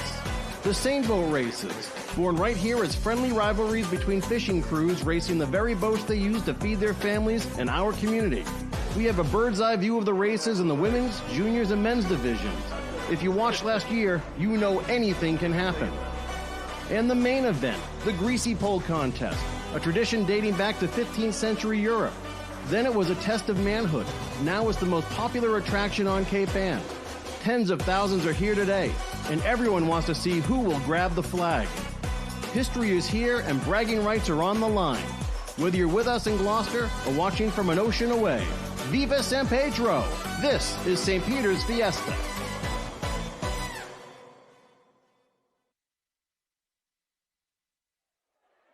All right, and we are back getting ready for the greasy pole. Corey Cooker alongside John Castro and 9-time greasy pole champ, Mr. Peter Frontiero. How are you, cuz? Good to see you, Corey. I'm doing good. Thanks so much for doing this, Pete. You really appreciate it. So Pete's going to be with us for everything here, too. First of all, super psyched to have you on board with us. Already. Frankie already walked? Right. All right, let's turn around and get to the action. Yep. So Frankie was yesterday's walker. So the first walker was Frankie Neal, who won it yesterday. And now we have our second walker. That happened really quick. We have Frankie the Lisp Pacheco. There he goes. They're going quick. Third up is Peter Favazza. Pete, tell us what's going through their minds up there in the first round. Right now, they're nervous as hell.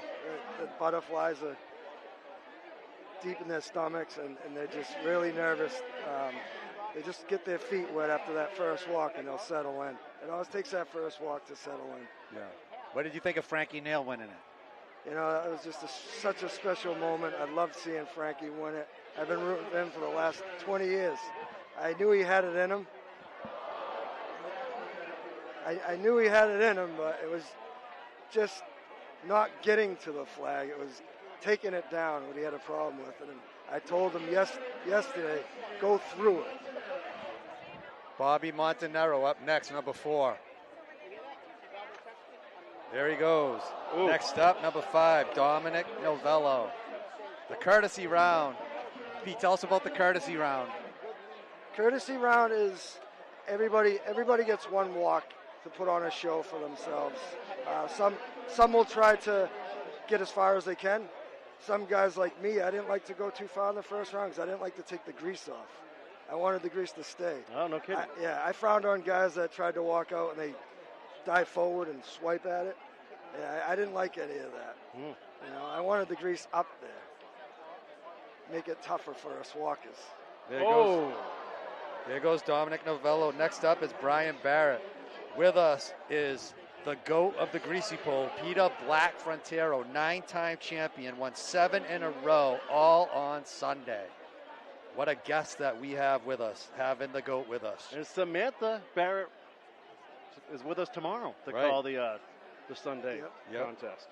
Samantha does a great job. She's awesome. She is very good. Ooh. And so we got to give Pete some of his flowers, too, while he's here. Pete won the first greasy pole at age 14. Insane. And then when John, like growing up, like we're all pretty much the same age, but we used to watch Pete win. And basically, it was like a part of growing up. Right. Every Sunday at Fiesta, this is the guy who grabbed the flag. Next up, Mark Fernandez just took a nice hit. Next up, John Linquata, the third.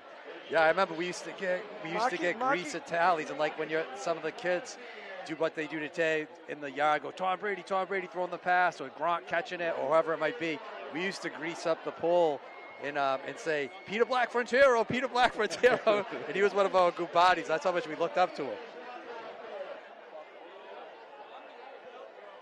Next up, Kenny Stubby Azzaro. Kenny wants to be the oldest person to win the greasy pole.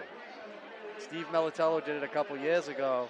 He said he wants to take it down and be the oldest to win it. Any favorites today, Pete?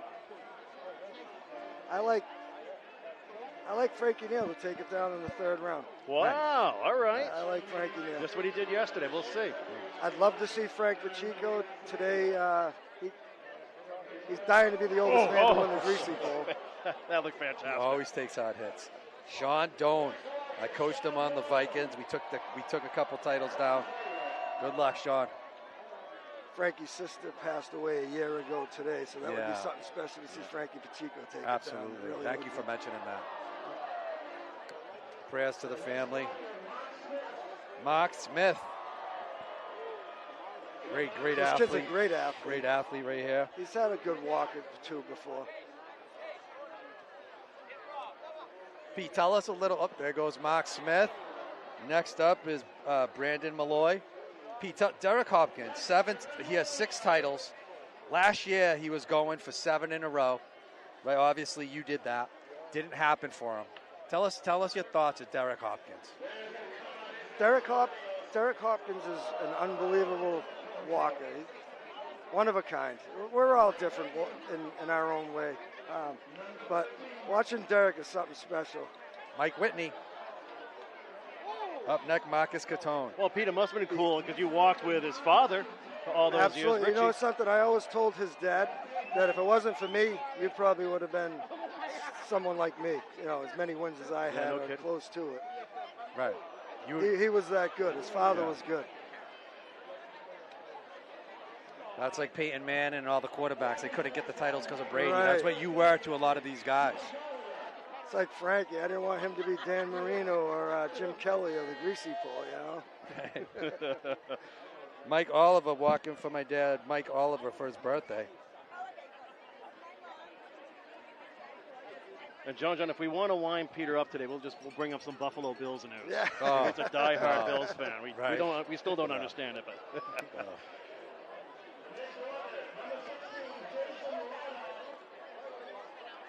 Next up, Jason Ladoff.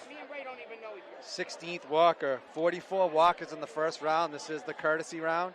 You cannot take it down in the first round. Everybody has 1 walk. Oh, right on the boy, rib cage. Flat. Next up, Larry Scola. So everyone will have 1 walk in the first round. You can't take it down. And then it's live in the second round. Hey, Pete, did low tide, high tide ever matter to you at all? The lower the tide, the better for me. I loved it because I always get up there and the guys would come up and the first thing they'd look at is the drop. And I could minus those guys right out. I knew they weren't going to be effective out there that day. Peter Scola. It's like we have that high tide hero comment. Yeah. A lot of guys are a lot better at the higher tides. Yeah. Nico Scally. Getting through this list fast. 19 in the first round. Nico Scally. There goes Nico. Good walk, not bad. Yeah, these contests, they never really last that long anymore. Remember some 6 or 7 rounders back in the day. Yeah, you're not going to see that anymore. I mean, the change in the grease, nothing you can do about it, but who am I to say it's not as slippery? I've never really walked in this. It looks like, yes, we saw a lot of face plants. Yeah, yesterday. we've seen some. The last 2 years, I'd say it's been a little bit better. There's been some really weak years, to be honest. You know what was really Ryan cool Manise. about Frankie's walk yesterday was he going through all the grease in that last third of the pole. That wasn't even touched. Yeah. That was impressive. It's not an easy task. Anthony Shimataro, 21st walker of the first round. We're approaching the halfway point.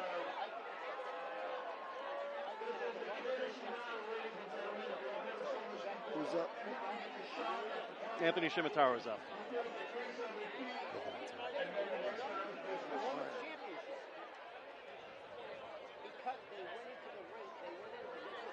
Next up, 22 Colby Mitchell. Pete, tell us a little bit, like what was the recipe for success for you? Well, I just stayed confident. When I got up there, I just focused on the flag, and that was all I did. I stared at the flag the whole time I was out there, and that's the only reason I was out there. I was out there for that one thing, and that's it. I wasn't out there to put on a show. I just wanted to win. Pete, what got you into it to begin with? I mean, the whole Fiesta thing, the family thing. Jared Martin just went. My dad being a champ in the past, he won 3 times, 2 Saturdays and a Sunday.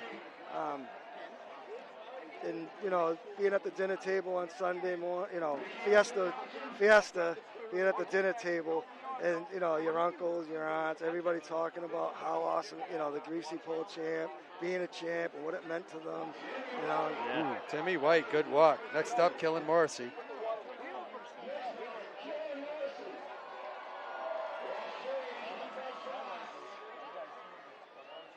Peter's dad won it in 1964. Took some grease. There was also another champ that hasn't been mentioned, and I know they're missing his years. Was Phil Stubby Kukuru. He had at least five championships. Yeah, in the 60s. Yeah. Yes, George Black. They're not all recorded. Yeah, I looked them up. Phil Busty Kukuru? There's two different Kukurus. 59, 60, 63 Saturday, Sunday, 65 Saturday, Sunday. So we had 6 championships. Okay, so you found it. And you never hear him talk about it. You never hear him talk like about it got brought to my attention by Joel Kukuru, I'll family talk member. Kukuru Carter if you wanna talk Randazza, Kukuru. number 27. Next up is Brady Sala, 28. There are just some champions are just not talked about. It's like Jake Wood's another one. Yeah, Jake Wood at 7. That kid was so dominant. That natural hat trick was awesome. Watching that. Oh my God! It's like in basketball, they don't talk about Tim Duncan. He's just like Derek. He's got a bunch of second round wins. Yeah. I only had 2. Brady Sala. What was the most rounds you went for a win? 3rd round. Oh, yeah? Yeah. Chase Sargent, the 29th walker of the first round. We're in the courtesy round. With us, Peter Black-Frontero, the all-time champ with 9. There he goes. There goes Chase Sargent. Next up, Chase Goulart. My fondest memory of winning the greasy pole was definitely the year I walked with my dad.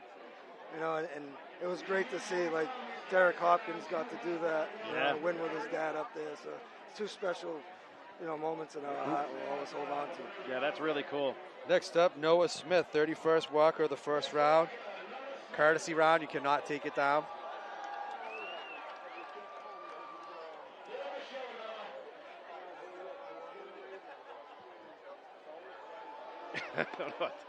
Next up, 32nd walker, Tommy Prendergast. Years walk, 26 years. Hung out with Tommy for a bit yesterday afternoon. Tommy was a great athlete. Yeah. He's had a few really good walks, convincing walks. So if you just tuned in, the age. Well, it is. But hey, look what Frankie did yesterday. Right. Tom must be in his 50s now. Yeah, Gotta be close. No 50s. Next up, Doug Langley. They're whipping through this. 33rd walker of the first round in our courtesy round. Can't take it down in the first round. And if you're wondering, that's a 12 by 12 platform they're all standing at. The pole's about 46 feet long, 40 feet protrude out from the platform. Next up, Brett Gaipo. This kid's a really good athlete. Yeah, he's a good athlete. He's had a good walk. Yeah, he's had a few good walks. Yep. This is one to watch in the second round, no doubt about it. There he goes, Brett Gaipo. Fast out of the gate. Next up, Giacomo Romeo. Just like that walk right there, I don't think he really cared to get out too far. He really wasn't trying on the walk, that walk. Giacomo Romeo. Next up, Max Churchill. But even Pete, like yesterday, like there were only a couple real like decent walks at first before Frankie blew through that in that opened in the third round there. So I don't know. Maybe we'll get surprised again today. Looks like there's a good amount on the end there. Yeah. 37th walker in the first round, Ryan Madruga.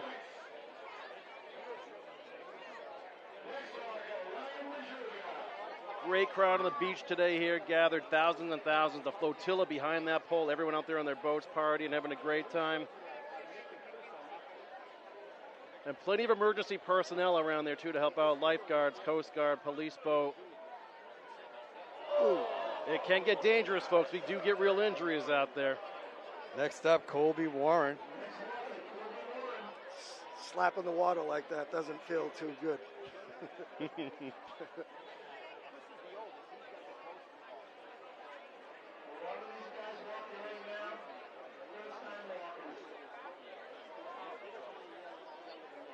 Yeah, these last handful of walkers, guys, this is their first walk, I believe.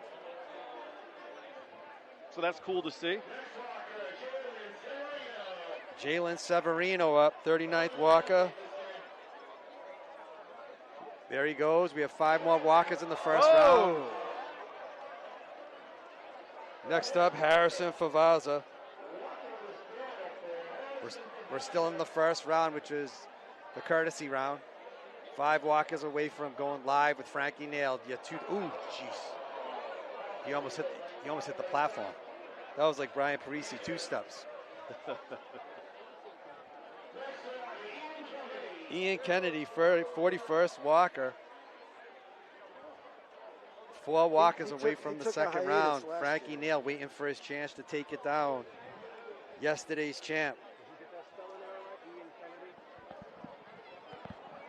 Good walk, Ian. Next up, Joey DiMercurio.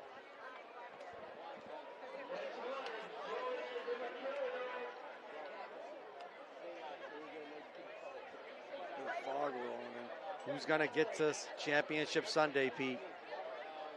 I think it's Frankie Nail, third round. I'm sticking with it. Here we go. We're getting close. That'd be pretty wild. Caleb Back-to-back Perry, games like that.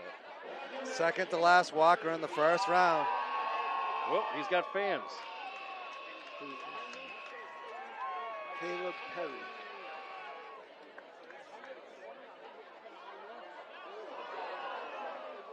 Last walker of the first round, Matt Smith. Miss Maki's brother. Yeah.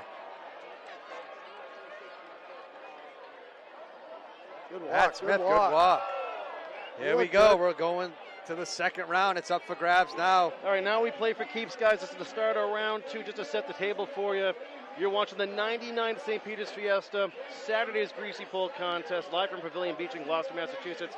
I'm Corey Cooker of Bridge Cape and 1623 Studios, alongside John Castro and 9-time Greasy Pole champ Peter Frontiero. And now, first guy that grabs it wins. He'll be the first walker tomorrow. So here is yesterday's winner, Frankie Nail. There we go, Pete. Frankie Nail. Your Friday champion. His heart is pumping. So what's going through his mind now, Pete? It's a golf up for grabs. And right now he's thinking it's either I take it down here or I'm not getting another shot. That's the way he's going to look at it. I remember you when you were up there, the arms swinging. Oh, yeah. A silence would come upon this beach. Take all the time you need is what I tell the walkers. You wait for that moment all year.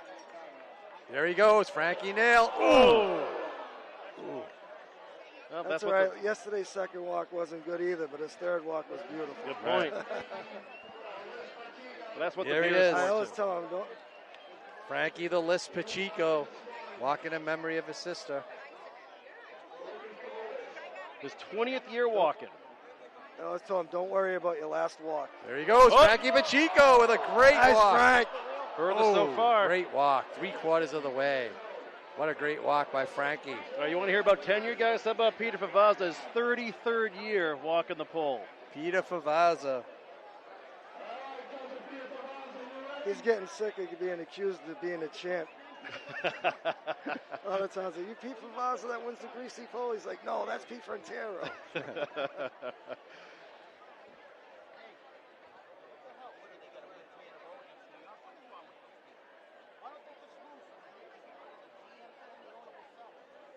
Favazza's dialing it in right now.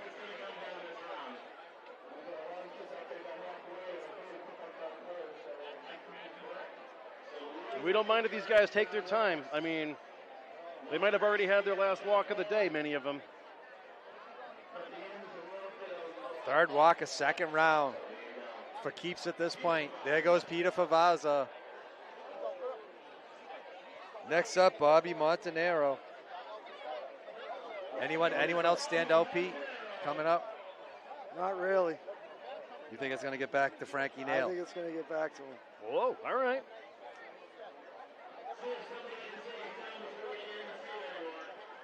There goes Bobby Montanaro.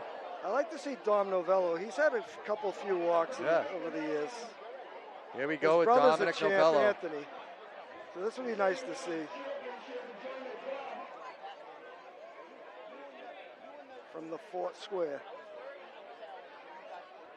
Dominic Novello.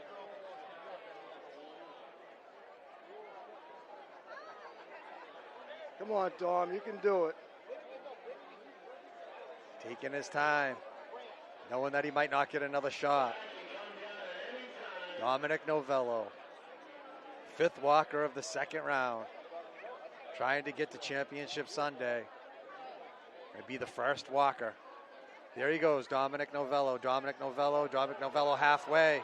All right. Nice walk. Next up, Brian Barrett. As the fog slowly creeps into the harbor There it again. comes. Believe it or not, Brian's had a few walks over the past years.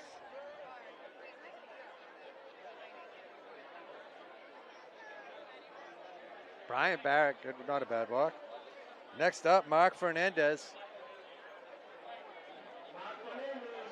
This kid's crazy. He could do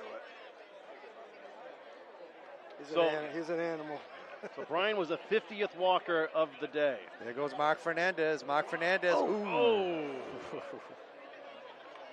John Linquada.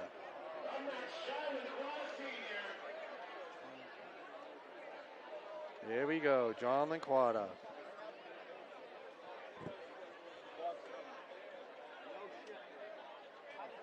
We're in the second round of the Greasy Pole competition.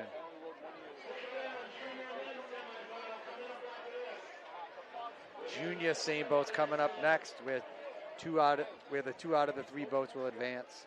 Only one. Oh, one will advance? Only one for that, yeah. Warriors and Tono are already waiting on Sunday because Magnolia 525 won 2 years in a row, so they graduated out. Oh, a little wrinkle. So the two runners up from last year remain. All right. And folks, make sure to subscribe to the YouTube channel and hit the notifications bell. We're going to do this all again for you on Championship Sunday tomorrow, 4 p.m. Eastern. There goes. Next up, Kenny Stubby Azzaro. He said he's taking it down this year. This is his 21st year walking. He said this is the year. I remember walking with his uncle, Kenny Stubby Azzaro, back in 1984. I walked with his uncle. He was a champ, the 83 champ. He won it at 14 years old. Pete, that's insane. Crazy. Pete, you like seeing how much the Greasy Pole sort of become. There like goes Kenny Azzaro. Kenny Azzaro, another good walk by Kenny. Like a national, gets a national attention now. What's that? Do you like the fact that the Greasy Pole's gone big enough to get some national attention? Kind of jealous how it has so much, and I didn't have this in my day. Well, Pete, I mean, listen, you did have your day, man. Like we talk about you guys, like we talk about Sean you, Doan, like Larry Bird, like Ray Bork was long. Like you made our Fiesta Sunday so many years in a row. Next up is Mark Smith. It was a great feeling. Those were fun times. You started to win it so much, people got sick of it. People would shake the pole on you. They would pull the towel where your feet are slippery. I stopped using the starting rag because I think it was 91. 91, they started tugging at the starting rag, the towel, under my feet, and I could feel it. I tried to break my concentration. Really? Yeah. Then they'd Dirty rock, pool. They'd rock the platform by banging the railing. Brandon Malloy up. I remember standing there looking at the pole, and it would just keep going left to right. And I'm wondering why it's not stopping. And then a couple of my buddies that were walking would tell me why. But Pete, that says something, huh? Right. I mean, Mike Whitney. I just remember the boats blaring the horns before I was walking, yeah. trying to spook me. Marcus Catone, another Viking that I coached.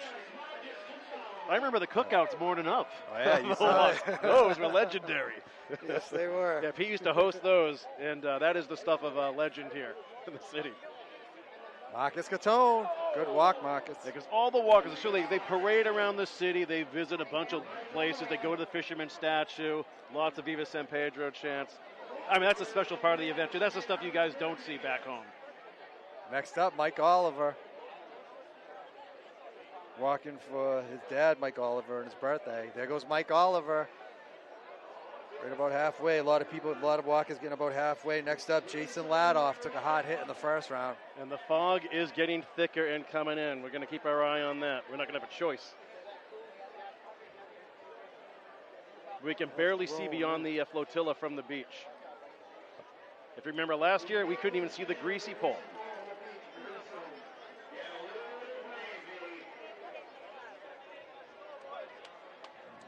Jason Ladoff.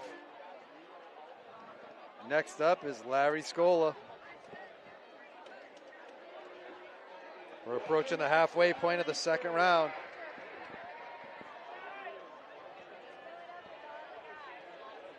Pete picked, there goes Larry Scola, Peter Frontiero, guest here, the all-time champ, 9 titles. My backup pick is Frank Pacheco. Nice shot, guys. Look at that. He's picking Frankie Nail in the third round. Peter Scola.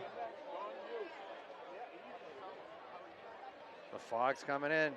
There goes Peter Scola. Next up, Nico Scali.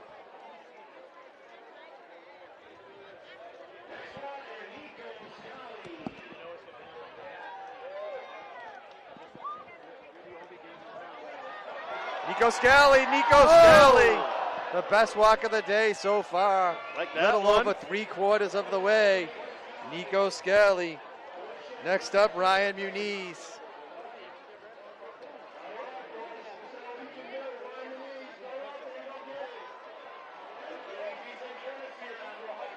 Ryan Muniz with a good walk in the first round. Ryan Muniz, we're approaching the halfway point of the second round. Wow, look at the fog. Ryan Muniz. This is awful.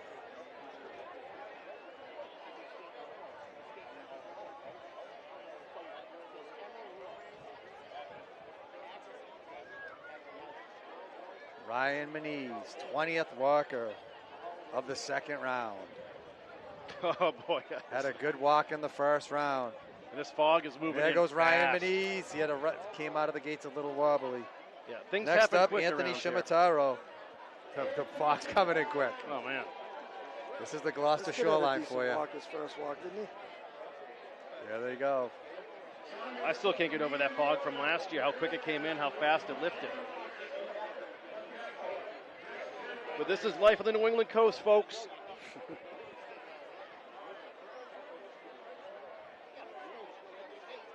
There we go, Anthony Shimataro. Anthony Shimataro. Next up, Colby Mitchell. A good walker right here. Colby Mitchell. And there's nothing wrong with your screens, folks. That's literally the fog moving in. Lickety This is split. Mike Mitchell's son. This is Mike Mitchell. Yep, Colby Mitchell. A good walker here.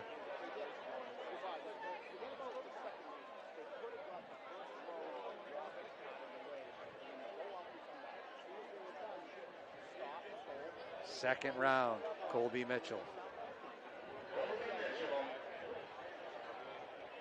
And the greasy pole will continue no matter the fog. There may be a delay in the junior sailboat crew races. We'll keep you posted on that. We're in constant communication with the St. Peter's Fiesta Committee. There goes Colby Mitchell. He stumbled out of the gate. Pete, how important is that start? The start is everything. You have a bad start, chances of winning are very slim. So the start's just about everything. You need a really good start.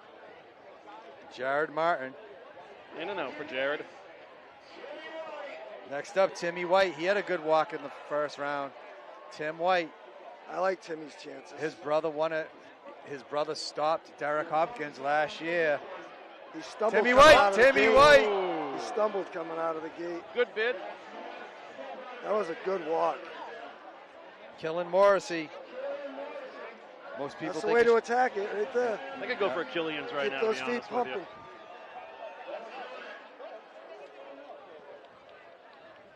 Here we go, Killian Morrissey. Killian Morrissey fast out of the gate. Nice. Killian Wow. Morrissey. I think he hit an Keep apple, those an feet orange, and a pumping. banana. Yeah. Hit all three. George Black, and we're not kidding either, people. There's bananas under the grease. There's an orange, an apple. Some Yeah. of them actually will eat them. They put They pools do, in the too. grease and Yeah, fill them with cooking 100%. oil. There he goes. There goes George Black. Next up, Carter Randazza. I remember one day there was an apple out there, and I think I'm pretty sure it was Nino Sanfilippo. After he walked, he come up, the apple was floating next to him, grease on it, whatever, and he just took a bite out of it. I love it. Carter Randazza just went. Next up, Brady Sala. Brady had a good walk in the first round as well. In the last 5 minutes, the temperature has dropped 5 degrees. Yep. Brady Sala up. 28th walker of the second round. Brady Sala. Brady Sala. They keep hitting something at that very, it's like a speed bump. I know, all of a sudden they just stopped. Chase Sargent. This kid had a couple good walks in the past. Yep. Chase Sargent. Frankie Neal gonna get a shot in the third round. Chase Sargent as the fog's coming in. Oh boy. Thicker and thicker. Well, hats off to our crew here doing There the goes camera Chase work. Sargent. There goes Chase Sargent. These ghostly figures on the greasy pole now. Noah Smith. Oh, Chase Gula. Sorry, Chase. Missed that. Skipped right over. Double Chase is coming up. Chase Gula, 30th walker, second round. He started last year on Sundays. This is his second year, right? Yeah. Yeah, 2 years. Yeah. That flotilla's He screwed. was a protege for Johnny Carolla this year Yeah. and last year, but they moved him to today. Chase Gula. About halfway down. Noah Smith. And this is like our version of the snowball doing this. Right.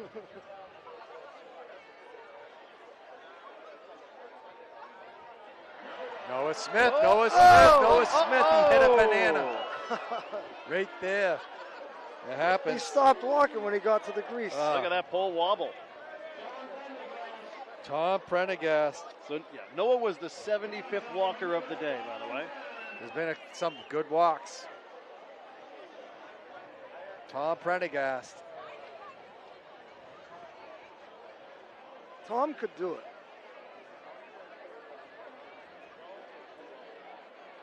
There goes Tom Prendergast fast out of the gate. 33rd walker, second round is Doug Langley. We're getting towards the bottom of the list of the second round.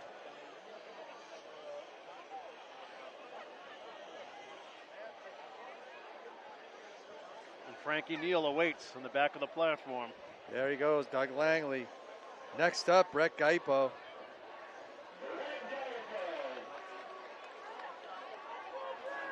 Good walker right here, Frankie's great lapping his athlete. chops right now. Brett Gaipo. Frankie knows this kid's a good walker. He's had This some good kid's walks good. in the past. And there goes Brett Gaipo fast out of the gate. He stumbled. Next up, Giacomo Romeo. Giacomo had a good walk in the first round, too. He's a good walker. He was dressed up as a baby. He was adorable. He had to work all day, too. Yeah, Got he up at dressed up. He 4:30 had the this biggest morning. diaper I've ever seen. Giacomo Got out of Romeo. work, got in his costume, and Yep, he had to make out the on bread. the pole. Giacomo Romeo. Fog still rolling in. No joke now. You're going to see some emergency lights on soon. Giacomo Romeo, fast out of the gate. Another good walk. Max Churchill.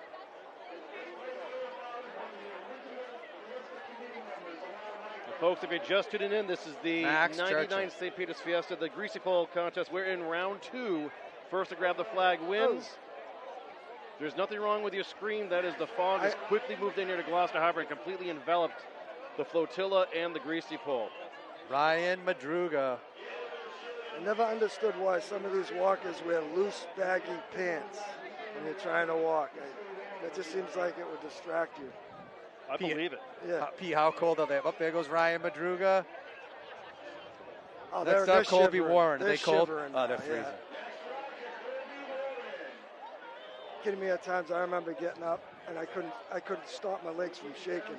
It's way warmer in the water. I never know how. Colby Warren. I feel my winds. I'm not even sure how I did it. My legs just would not stop shaking. Really? I couldn't stop it. Jalen Severino up. The 39th walker of the second round. Jalen Severino. There goes Jalen Severino, nice and steady. Jalen Severino halfway. Jalen Severino, 3/4 of the way. Jalen Severino. A great walk right there, nice and steady. Looks like he even took like a futile grab, even though he was feet away from the flag. Harrison Favazza, great walk by Jalen, probably the walk of the day so far. And there goes Harrison Favazza. Ooh. Started Next out all up, right. The slow Ian step Kennedy. approach.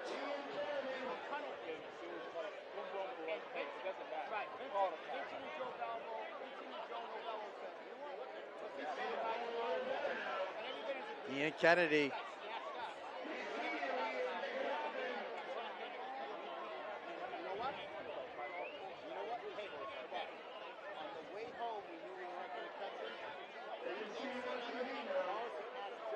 I saw Tim Kennedy yesterday, and he said, "There's no way my kid's winning." Oh, here he goes, Ian Kennedy halfway. Prove him Oh, wrong. no, right on the Gugnadis. And if There you're it wondering, is. no, you can't hang on to the pole like that and scoot your way over, crawl your way over. You cannot do that. Joey DiMercurio.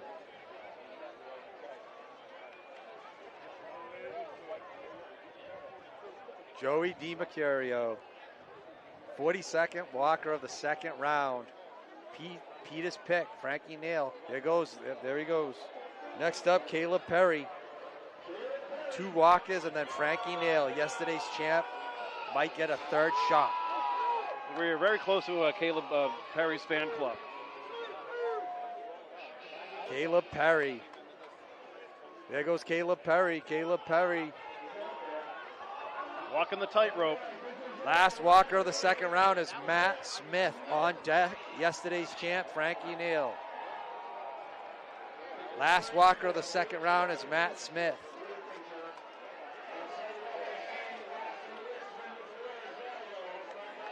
There goes Matt Smith.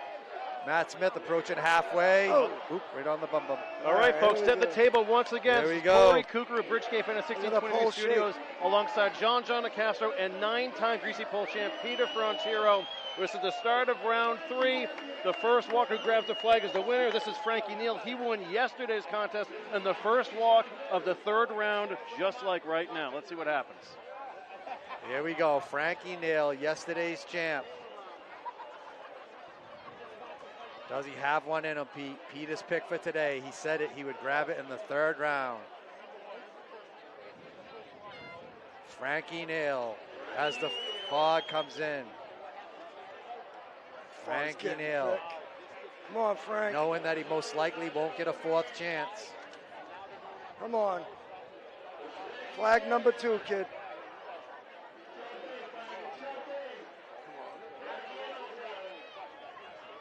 Taking his time. Frankie Neal, there he goes. Frankie Neal, halfway. Frankie Neal. Oh. Frankie Pacheco. We swear that was Frankie Neal. I know he's hard to pick up from out here, but Frank the List Pacheco walking in memory of his sister, Sherry. Come on, Frankie, take one down for a kid. Come on, Frankie, you got 3 quarters last time. Do you have another quarter in you? There he goes, Frankie Pacheco. Come on, Frankie Frank. Pacheco Oh, halfway. Oh, he had a good start, too. He did. He had a good start. Peter Favazza, third walker, third round. I'd like to see these Peter odds Favazza. on. I really would have loved to What do you have think seen these that. odds on FanDuel are right now for Pete Favazza? Is it his 33rd year walking? This would be a story.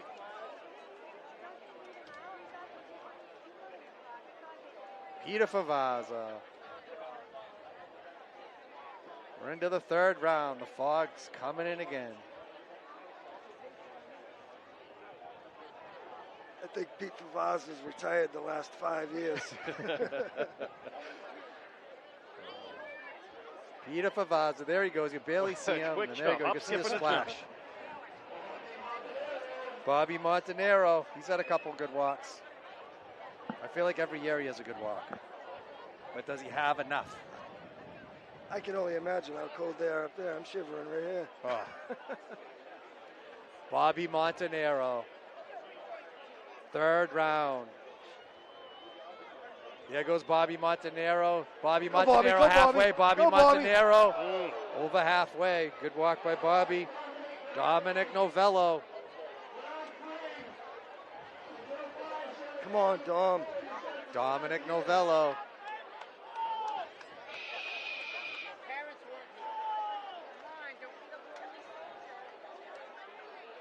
His 17th year competing.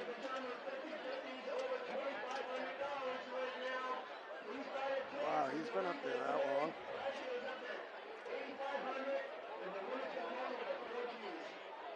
Dominic Novello.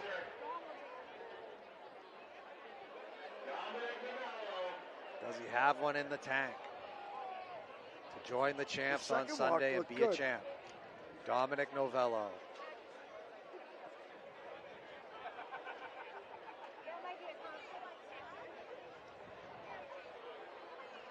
Getting chilly, no doubt about that. The fog's coming in.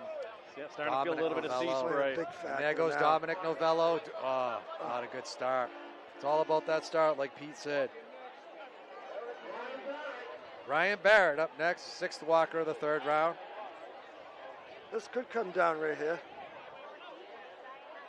I can see Brian Barrett pull it off. He's had some good walks He's through the years, but does he have one good enough? A lot of these guys just sick of hearing it was a good walk. They want the ultimate walk. Brian Barrett.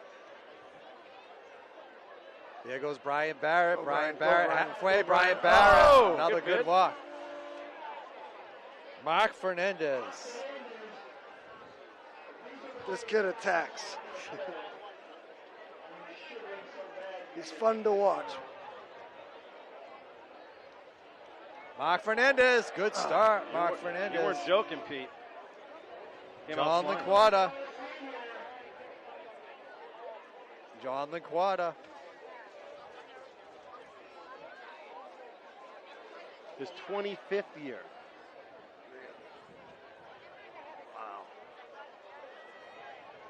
John Linquata. And don't forget to Kenny stay tuned. Stubby Azaro. Stay tuned for the junior men's This would be epic. Steamboat semis. I feel like he eats the pole every time he Oh, walks. he does. The pole just loves him. Loves beating on him. But can he get to the end? Kenny Stubby Azaro. He said he was going to take it Yeah. down. You He don't said that this was the year. It was different than other years as he was eating an ice cream. Kenny Stubby Azaro halfway. Kenny Stubby Azaro, and he ate the pole again. The pole How just the loves grease pounding on him. taste. It's like Poor Tyson and Kenny. McNally just keeps pounding on him. That's it. Like you said, he does get abused year after year. Every walk. Sean Doan. Sean Doan. Does Sean have one in the tank for the Vikings and the Doan family? East Gloucester Viking right here. Sean Doan, quick out of the gate. Sean Doan just lunging ahead. Oh. That was like going over the top for a 1 yard touchdown. And an ass over tea kettle on the way down. Wow. Mark Smith. Great athlete right here. definitely want to keep an eye on this walk. Yep. He could stumble his way right to the end of that pole. Absolutely. Mark Smith. I'm starting to like Timmy White coming up. Yes, absolutely. Will he join his brother? Yep. The 1-2 combo for Sunday. Imagine that tomorrow. Right? That'd be awesome. I think we've seen that in the past with Dom and Phil Verga. Yep. 2 past champs. Here we go, Mark Smith.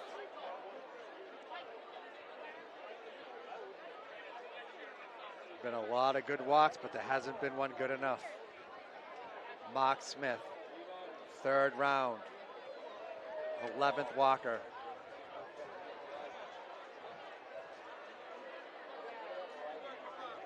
Here we go, Mark Smith.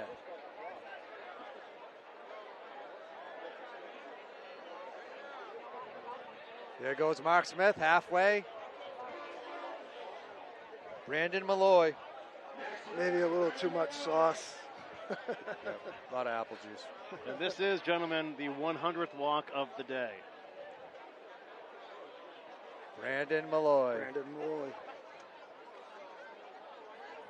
There goes Brandon Malloy, right about halfway or so.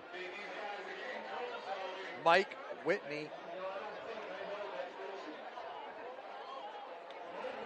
Yeah, it's going to be awfully chilly on that Some platform good walkers now. coming God. up. Don't want to leave the Look how water cold once it you're is. in, right, Pete? I'm happy I'm not out there. And the water's no true. The water's only maybe 63 degrees. It can't be Mike less Whitney. than that now. Next up, Marcus Cantone, another Viking. He's had some good walks over the last couple of Mark years. Catone, absolutely. Yeah. Marcus Cantone. Well, found his fan Can club. he He's take got, one down he's for got the the big head Cantone down family? here. He's got the big head over there on the beach. There goes Marcus Cantone. Good start, Marcus Cantone, halfway. Good walk. drop, though. Mike Oliver walking for my dad, Mike Oliver, for his He birthday. always has that same end results, that nasty flip coming down.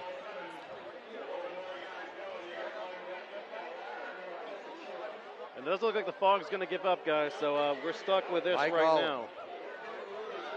So big props to our camera crew today, because we can barely see to the edge of the beach before the fog really gets thick.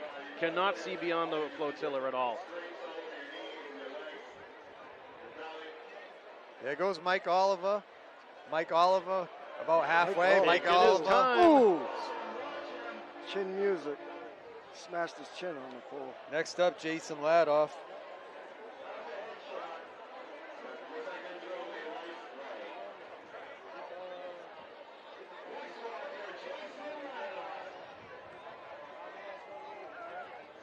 The wind's picking up. Jason Ladoff. Mike Ladoff, son. He's a good walker. We'd love to see this. I'll raise a glass for Patty Ladoff later tonight. Great There you lady. go. Lost her last year.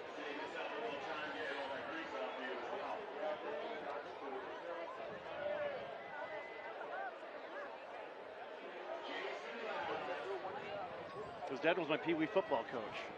Was he? Yeah, Chargers. I used to love beating him. It was so fun. I love you, Mike. Jason Ladoff, there we go. Jason Ladoff, almost halfway. Next up, Larry Scola.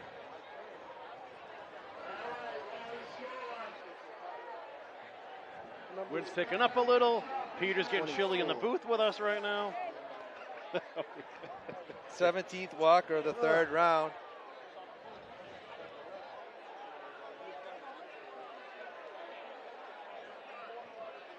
Nine-time champ with us, Peter Black-Frontier. We're honored to have him here. There goes Larry Scola. Next up, Peter Scola.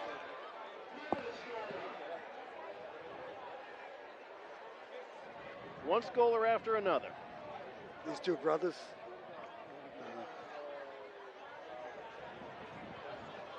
Peter Scola, 18th walker of the 3rd round. The wind's picking up, the fog's here. It's going to be a tough junior race. Yeah, Peter Scola. The seniors had it easy on Easy Street earlier. Oh, there goes Peter Scola. Next up, Nico Scali. Another This really kid good was athlete. really close last time. Yes. Yeah. This could be a walk to watch. This he was, had the this best was one. one of the It's a ones walk I to was watch. thinking, either Nico Scally or Tim White. Nico had a really good walk. He had a good walk last year. He's had a bunch of good walks. There he goes, Nico Scally. Nico Scally halfway. Nico Scally. Oh, just couldn't hang on. Ryan Manise, he's had some good walks in the past. Ryan Manise.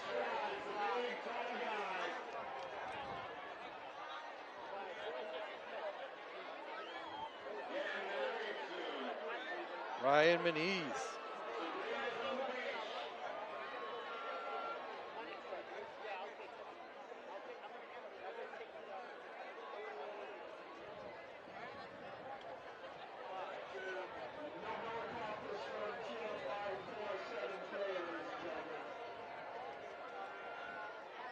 Ryan Manise, 20th walker of the third round.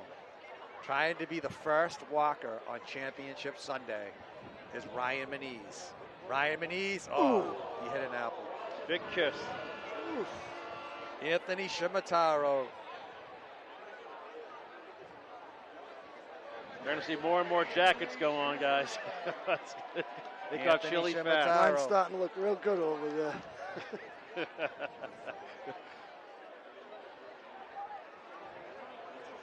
Grab that jacket. The jacket. There goes Anthony Shimataro. Anthony Shimataro, little almost halfway. Next up, Colby Mitchell.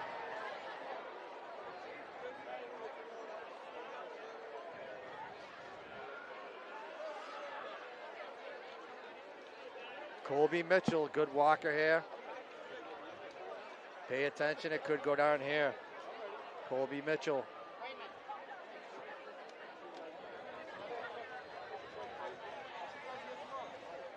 Here we go as the crowd's starting to get a little restless. We're not used to going deep into round 3 anymore. I feel like Saturday's the day that it happens. But it's Colby also Mitchell. Saturday more so than any day, yeah. We usually battle the weather on Saturday too.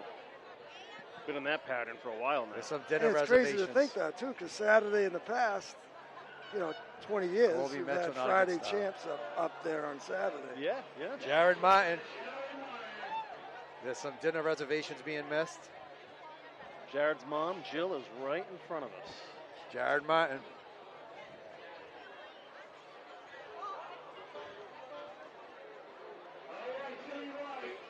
Here we go, Here we Timmy go. White. I One like of our this one. picks. His brother Nick White is the second walker tomorrow. Is Timmy going to be the one to walk in front of him? Timmy White. There goes Timmy White out of the gate. Timmy White! Oh! Wow. That had promise. He definitely hit I something. really wanted to see that. Wow. Killian Morrissey. What a stop by Timmy White. He looks smooth. Killian Morrissey. Killian Morrissey. All right, Whoa. we're getting there, guys. There we go. Next up is George Black. Coming down soon. Yep. It's time to get there.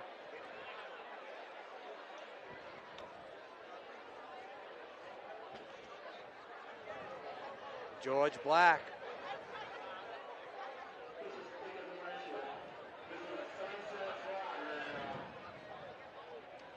George Black, 26th walker of the third round. George Black. Crowd's getting restless. Yeah, we're just looking at shadowy figures now.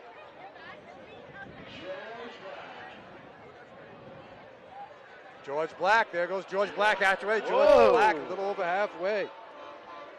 Next up, Carter Randazza. Brady Soller on decks had a good walk. I never understand that. These guys look so good going out. They get to the grease and they stop walking. Got to go to your Keep drills, going high knees. with it. Go through it.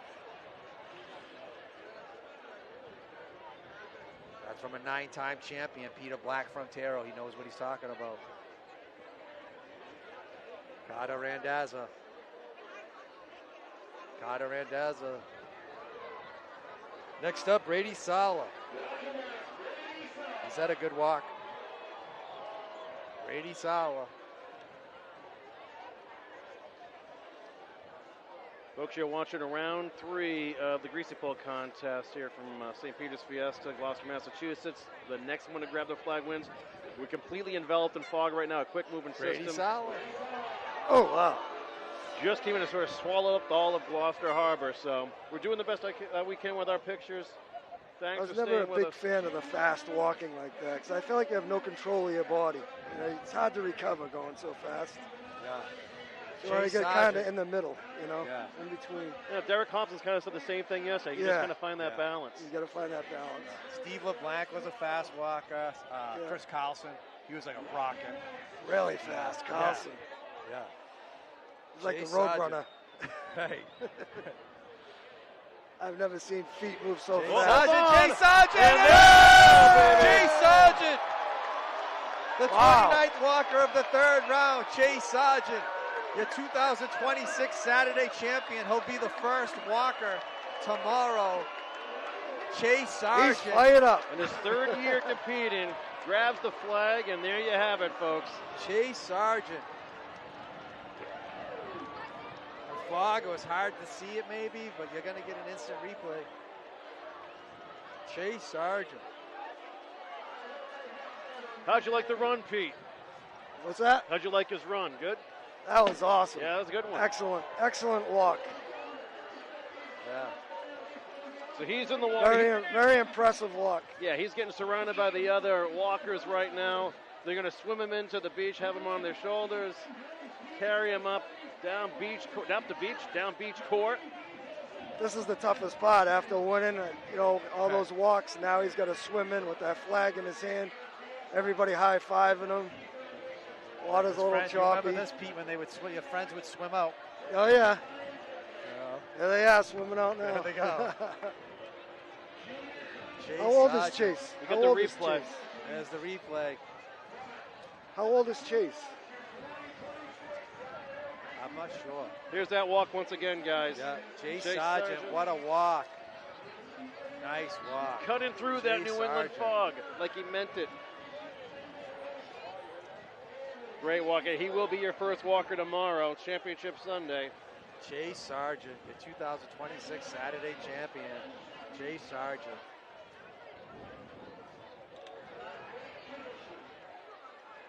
There goes more friends going out and What was this feeling like, Pete? I mean, you went through it a lot, but when you finally hit the water with the flag in your hand. Oh, man, what an amazing feeling. You just can't explain it. Just unreal feeling. You just think all these guys, they want that flag, and you got it in your hand. So we got people watching around the world, and a lot have asked, well, what happens with the flag? Is that yours to keep? How's that work out? Yep, that's yours to keep forever. So that, and you get a trophy. You get to keep that for 1 year. You get your name engraved on it. Nice. Pass it on if you lose. You're going to get all the bragging rights you want at that point. Yep. they just postponed the junior race till tomorrow. Oh, okay, so yeah, if you're just tuning in, okay, thanks, John. So the junior race, because of the fog and the conditions, has been postponed until tomorrow. We'll figure out from the Fiesta committee what time that'll be. Our coverage starts at 4 p.m. Eastern. That may get adjusted if they start the events earlier. We'll let you know. But as far as we know, we're going to continue at 4 p.m. tomorrow. We'll have Phil Francis back with us. So we're going to follow Chase with the flag up beach court to celebrate, and then we'll wrap things up with Pete. Pete, what was this like being carried up beach court? It only happened 9 times with you. It's unbelievable. You get hoisted up, and then you just see all your friends, the ones that aren't in the water with you celebrating. And your friends and family, all the smiles, and everybody screaming, yelling, cheering for you. And it's true, man. Like, everyone here at the beach. This is where it really hits you right now. Right.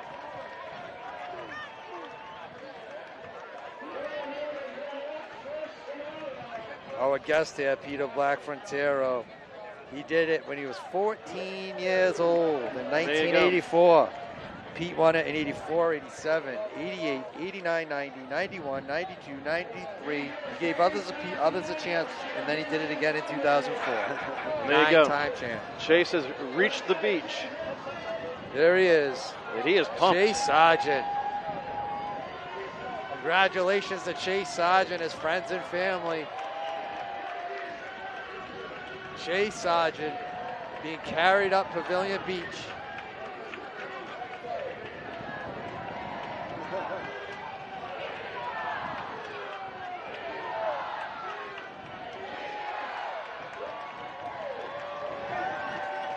The crowd is amped. He's fired up. He is amped.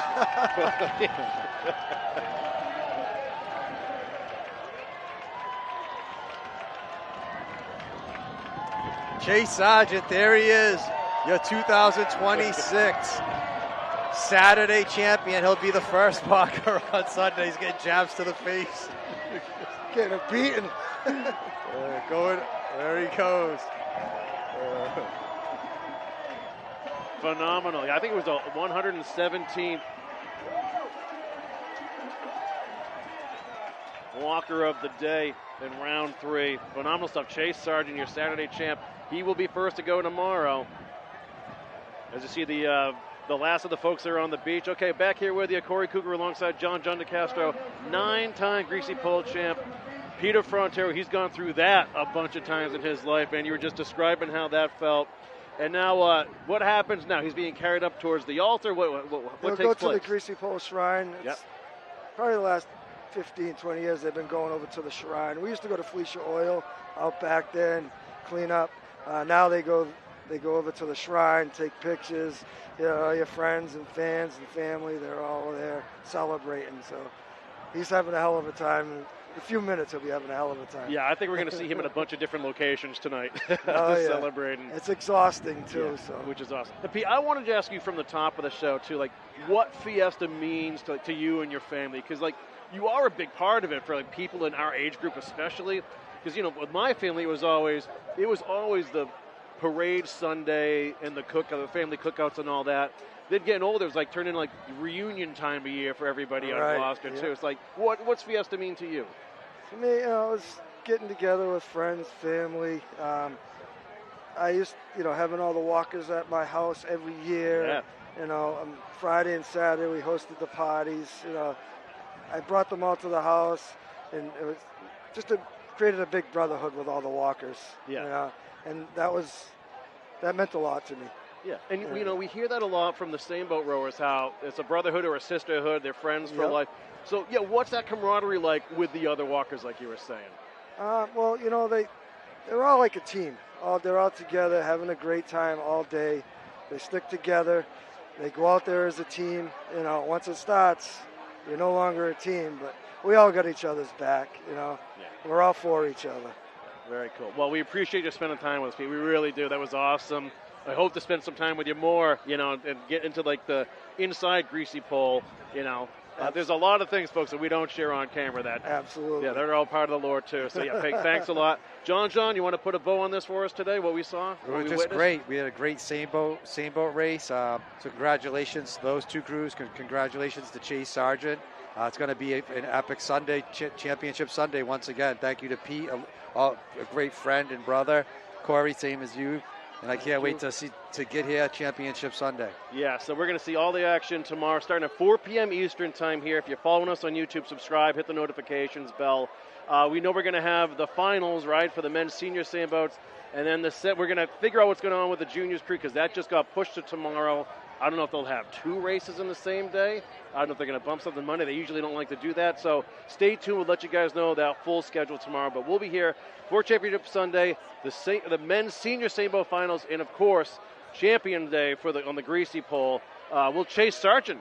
Will he go back-to-back now, right? And we have a lot of heavy hitters in that pole, a lot of big names. We were with Derek Hopkins yesterday. It's a who's who on that pole now. That is not going to last long, so make sure you're with us right from the hop. My pick tomorrow is, I think Derek Hopkins is back on top. You're not the first person who said that. Yeah. What is Max it about Allen? Him? Yeah. Oh, yeah. I think he can do it, but I don't know what it is. I think it's Derek Hopkins' year again. I think he's back. It's weird. Some of those guys, guys like you, they just look different on the platform and on the pole. It's like it's and always looks like serious. he shedded a little weight too, so he looks like he's in good shape. He's in he greasy looks pole like he's in shape. good shape. So. There you have it. Yeah. Some people, it goes the other way. Right. Yeah. Right. Yeah, like me, for example. Still going Well, side. Phil. All right, Pete, John, love you guys. Thanks for this. We want to thank everyone out there in the 1623 Studios crew, Streamography, all of us here at Bridge Cape Am as well. And we got to thank the Doherty family letting us be here on their front lawn, bringing this to all of you. We'll see you first thing, 4 p.m. tomorrow Eastern time for more coverage of the 99th St. Peter's Fiesta, live from Gloucester, Massachusetts.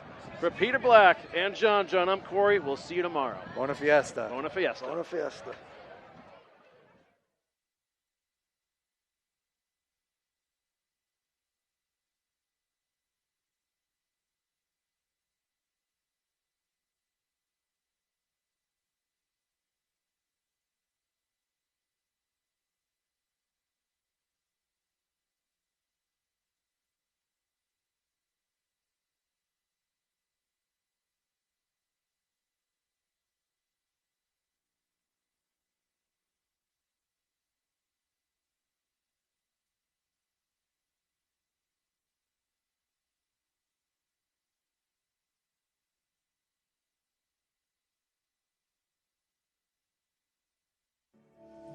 There's certain things that you can't put to words that you can express through being creative.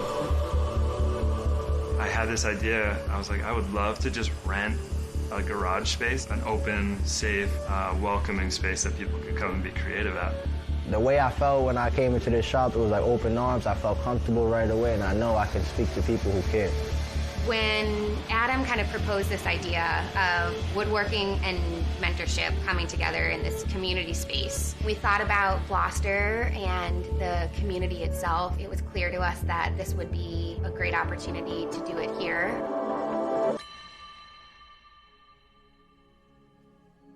My name is Adam Quinn. I am the co-founder and the president of the Cornerstone Creative. We are a youth mentorship nonprofit that focuses on job training, life skills training, and hands-on learning. Growing up in a family with a bunch of kids in West Gloucester was just amazing. My father is one of the handiest men I've ever met. So growing up with very hands-on, do-it-yourself type parents kind of instilled a lot of creativity, and naturally I took on to that through woodworking. That's something that's been really common throughout being raised by someone who was so handy. It was, the product is great, the process is awesome, but the time spent together for me was really important. Connecting with people just seemed so much easier when your hands were busy.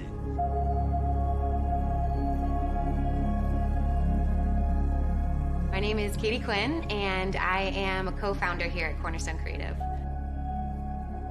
I grew up on the coast of New Jersey, and then I came up to the Boston area for college, and I ended up falling in love with the area and also with someone from the area. I met Katie my junior year, and not to sound corny, but my world just exploded. As we dated, I knew right away, I was like, I have to marry this girl. We went overseas. We worked in the Canary Islands together. We ran a bed and breakfast for surfers, which was a great experience. When we came back, she knew she wanted to work as a social worker. It was like, I just want to work with youth, and I'd love to be that constant, steady presence in a teenager's life. We had this idea, what if we started some sort of youth program? We saw an emerging need in the community for, safe places for teenagers to go. One night I had this dream, and I woke up the next morning and I just had this idea. We're trying to start this thing. We don't even know what it is. And I've had this idea forever of starting a communal workspace. What if we paired those two together and made a workshop for youth that is focused on woodworking, but more importantly, focused on the youth that is here. The process of kind of turning the dream into a reality was all brand new for us. Adam is a woodworker and has connected with people through woodworking throughout his whole life. We use woodworking as our avenue to reach the youth. We want to target those kids. We want to give them a place that they feel like with no restrictions they can access. We asked a few of the neighborhood kids if they wanted to be our first pilot program.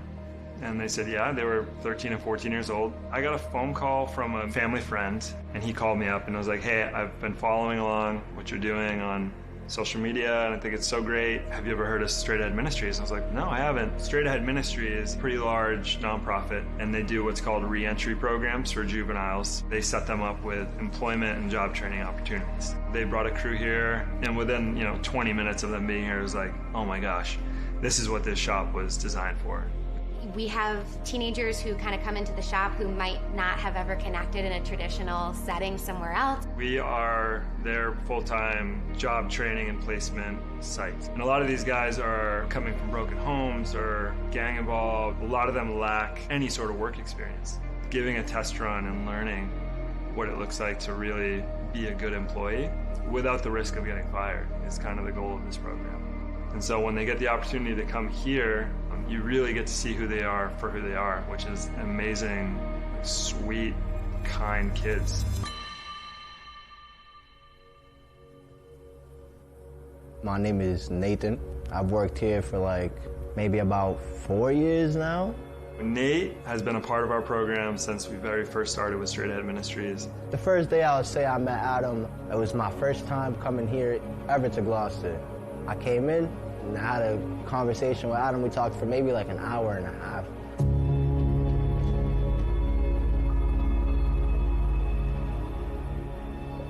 He started as a 14-year-old who was not in school, but he had this whole life, this lived experience that was just hard. When I think about someone like Nate, who's been with us for a few years, Nate had a lot of life behind him, but he had a way more life ahead of him. Nate has just been consistently working on himself. He has a baby at home. He's, trying to work part-time in addition to being here to make ends meet. My son turned 9 months on the 15th of this month. The way these guys make sure we're good is how I want to be with everybody. These guys really taught me how to open up and express and talk about how I feel.